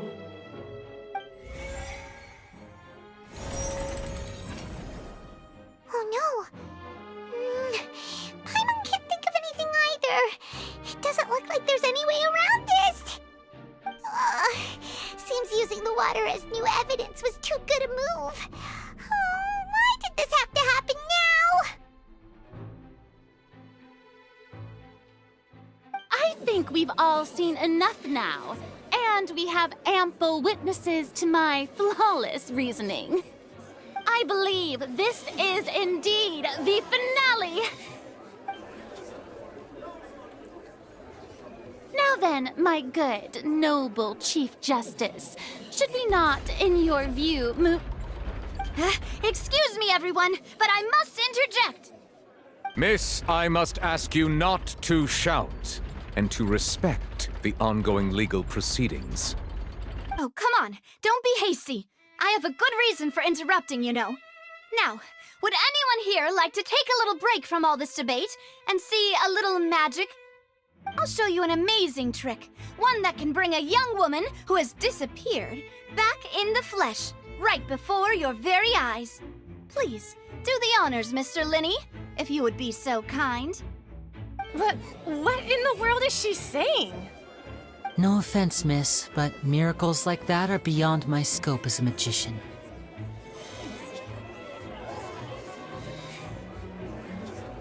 Come on now, don't be silly. Magic is all about misdirection, isn't it? It often conceals the truth while presenting a fascinating illusion. But once everyone believes the illusion, can't magic reveal the truth to them once again? And wouldn't such a trick be the most marvelous finale to today's performance? Come on, Linny and Lynette. Give it another go. Don't worry. Spina di Rasula has made the necessary arrangements on your behalf. But as the magic makers and stars of the show, I think I should leave the final performance to you. I understand.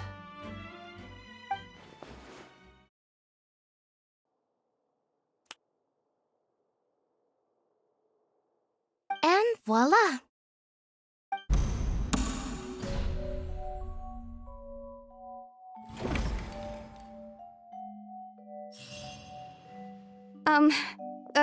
Sorry for the interruption. Wait, isn't that Halsey? So the whole thing about people dissolving wasn't true after all? To be clear, I'm only here because this person told me that if I testified, the merit of doing so would lessen my sentence. I was hiding outside this room listening to the proceedings because I was afraid that I would be the one put on trial. I was just feeling happy that no one had noticed me, and then before I knew it, she caught me. That'll teach you to underestimate us three. Where should I begin? I'm sorry. I'm the one who killed Cowell. I admit it. What? Why?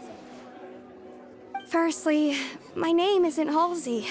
It's Lillian, and I'm originally from Mondstadt. I heard that Linny's show was gonna be a real thriller, but I missed the chance to buy a ticket, so I stole one. That's how I make a living. I steal stuff here and there, and I'd never been caught before. But I was noticed at the harbor a few days ago, and I barely got away. Linny was the one who caught me in the act. Hey, no wonder you look familiar. So you were the thief!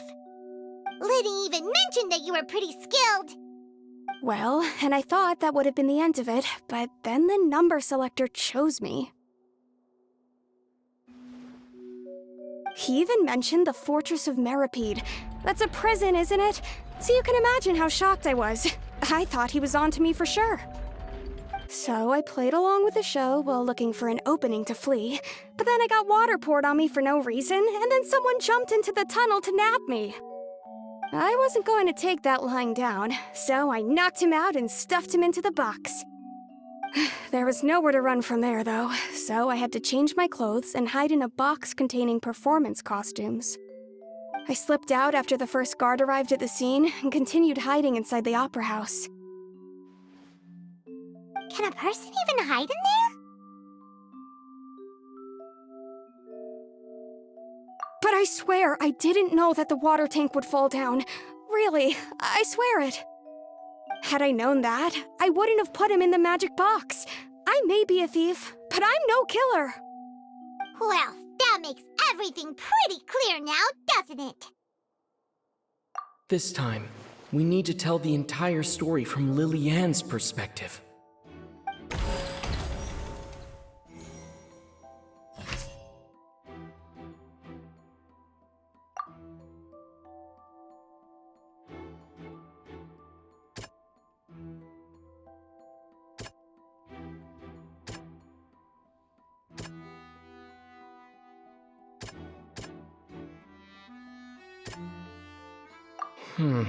Seems that...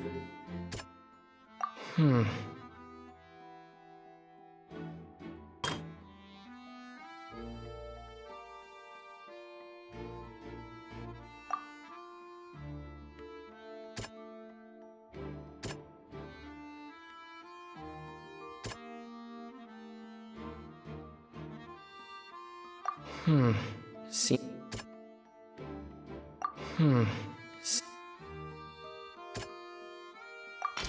The strange sound wasn't from a fight. It was Lily-Ann's attempt to break out when she was frightened.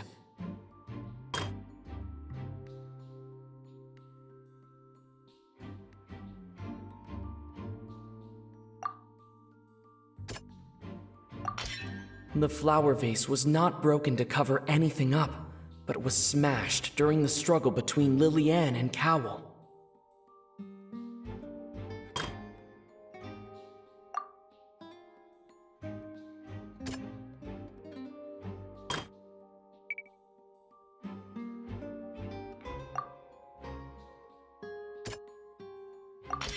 Lily-Ann was afraid that she would be recognized if she left, so she changed clothes and hid, biding her time.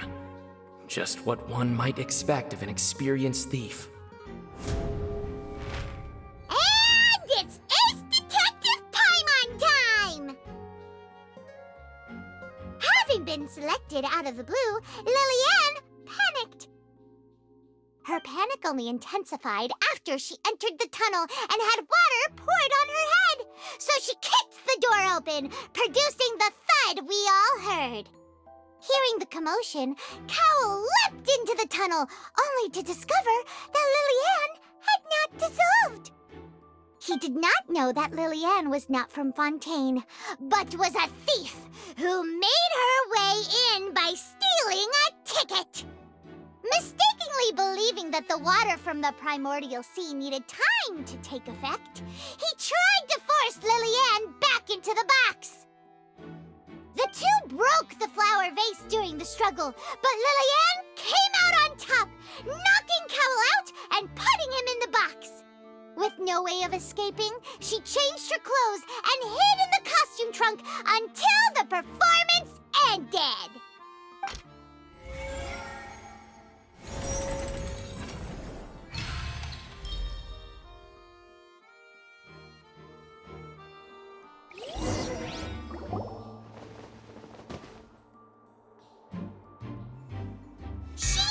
That she would have to go through guard inspection if she tried to leave afterward. So, she has been trapped in the opera house these last 2 days. She had already become desperately hungry by the time we were chatting over macarons. So, she swiped 2 of them right under our noses. Talk about a sneaky thief. At this point, all the events that happened in the tunnel have now come to light. Ah, so that's the whole story. Bravo! Bravo! Now then, Lady Farina, do you wish to speak against the defense's statements? Please answer the question, Lady Farina. Also, if I may add, the trial has not yet ended. As such, I request that the prosecution not leave the room before the proceedings have concluded. What? Are you reading my mind now? No. I have no further arguments. I admit defeat. But really, could you at least have left me with some dignity? Wow! Look at that! She's like a deflated balloon now! If there are no objections, then as the Chief Justice of Fontaine, I shall once again repeat the full sequence of events. The actual perpetrator of the serial disappearances, Cowell, selected his next victim from the audience reservation list. With some modifications to the selector, he could ensure that the pre-selected young woman would be chosen. To cover up any evidence while committing the deed, Cowell thought of allowing the water tank to fall, which would conceal the water left behind after the young woman was dissolved. He also tampered with the rope suspending the water tank, using the fireworks at the end of the performance to cause the tank to drop and hide the watermarks. He poured the water from the primordial sea into a balloon during the preparation of the magic box and stuck it to the box's lid. Finally, he passed the prepared hook on a rope through the gap in the magic box's door when bringing the young woman to said box. When the magic trick officially began, the box containing the woman was lowered into the tunnel, tightening the hook rope and bursting the balloon containing the water. If all had gone to plan, the young woman would be dissolved at this time. However, Lillian was not from Fontaine and thus fled the box with a loud noise. Realizing that there was trouble, Cowell entered the tunnel and met Lillian. Thinking that the waters had not yet taken effect, he decided to proceed. However, his opponent was more capable than he thought, and he was overcome, knocked unconscious, and placed into the magic box, and thus became his own final victim. Lillian, according to her own statements, then changed clothes and hid until the performance ended, before hiding in other parts of the opera house. As for Linny, he was in the underground structures within the opera house, and was thus ignorant of these happenings. From this reconstruction of events, we can conclude that Linny, the accused, is in fact innocent. While there is much in Linny and Lillian's conduct that should still be investigated separately, this case, at least, can be handed over to the Oratrice to make the final decision.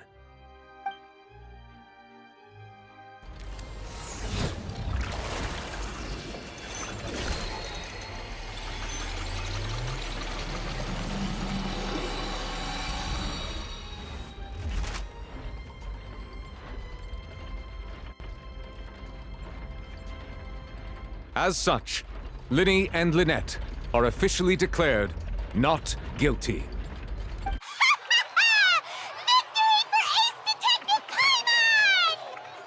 Great work, partners. Thank you all. Thank you so much. Next, I think we deserve an explanation, Guard Vaughn. How did you find the water from the primordial sea in Linny's baggage? Right! Your discovery caused me to make a serious mistake, you know. Or was that not a discovery, but false evidence that you dared to bring before this court? I suspect that the accomplice mentioned in Cowell's notes was not Linny, but you, yes?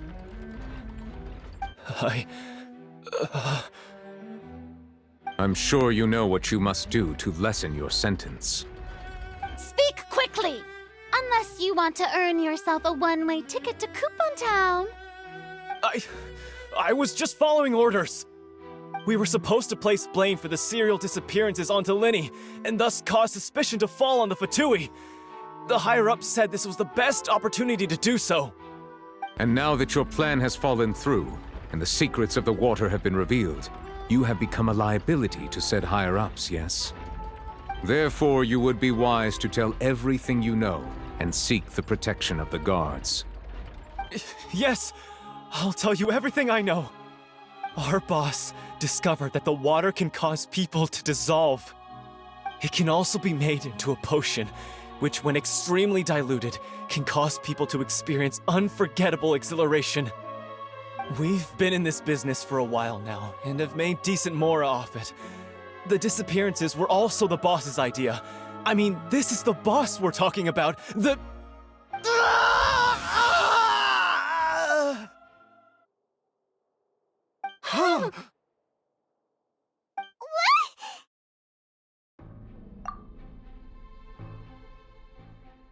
And now he can no longer talk. Such ruthlessness. I shouldn't have expected any less of them. An outrageous act. All present, please submit to inspection immediately.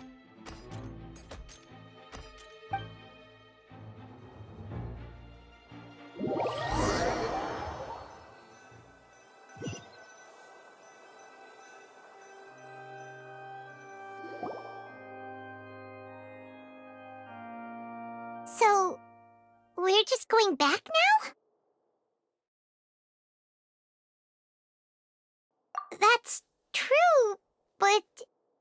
Traveler, Paimon! Please wait. Lenny... I know you may not want to speak to me right now. Maybe you don't even want to look at me. But still, let me thank you again for defending me to the end, even after you learned that I'm a member of the Fatui. I guess. But regardless, I'd like the opportunity to set things straight. I didn't approach you with any ulterior motives or ill intent. I've spoken to you as myself, just plain Linny this entire time. As for why I'm a Fatus, it's because the goals of the House of the Hearth align with those of an orphan like me.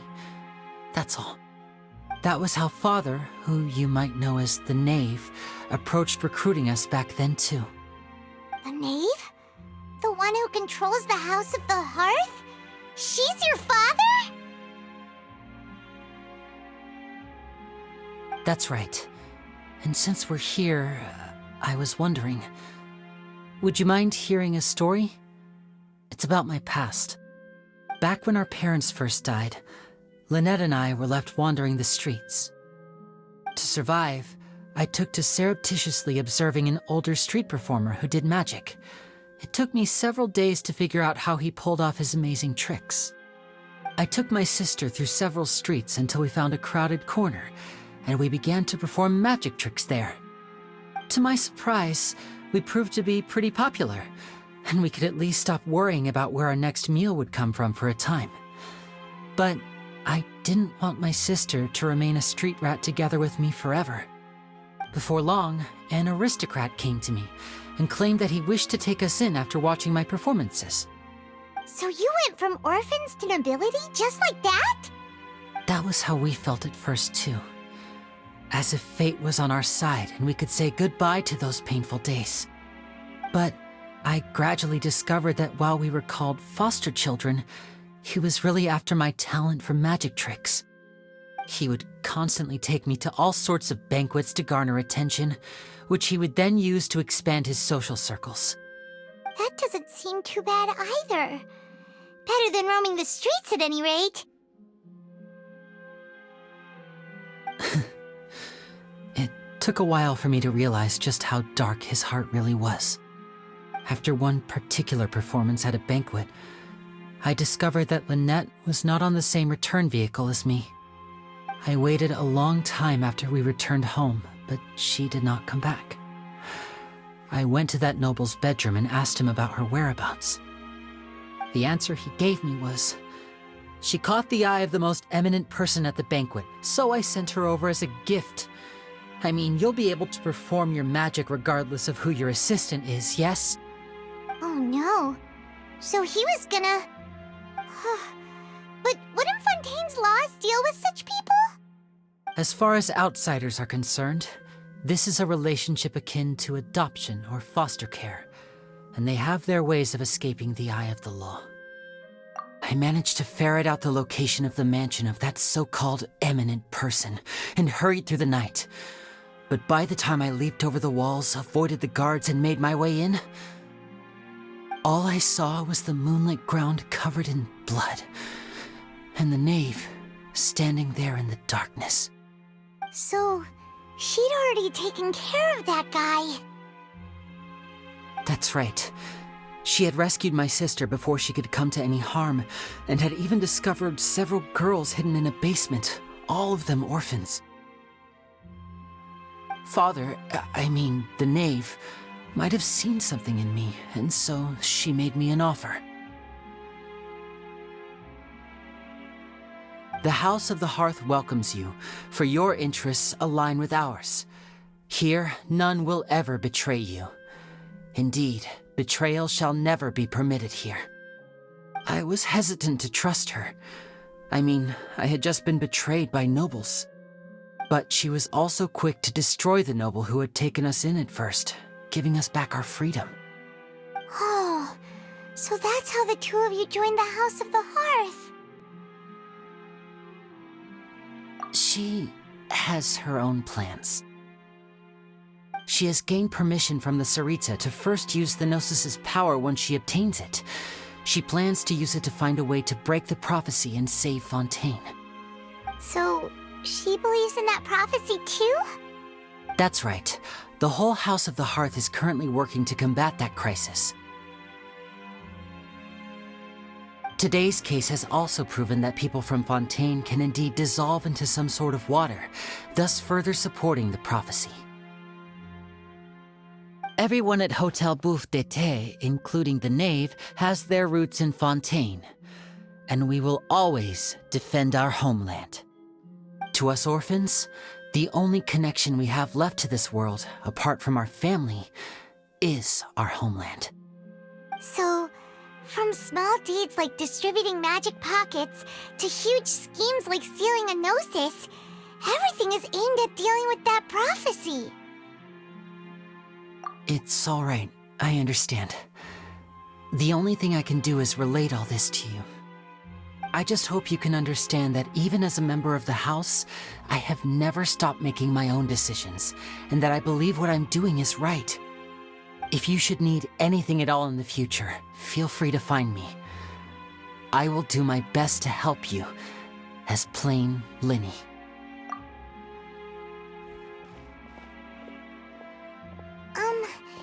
Bye, Linny!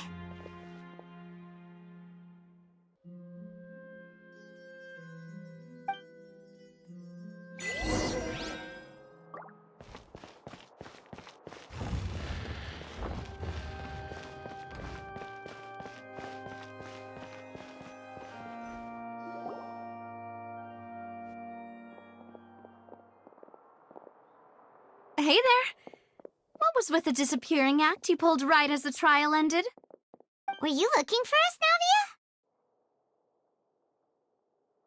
Navia? Well, this whole thing isn't exactly over, is it? I do feel that we're getting closer to solving the serial disappearances case, though. Don't you think so, too? Huh? What's wrong, my dear partner?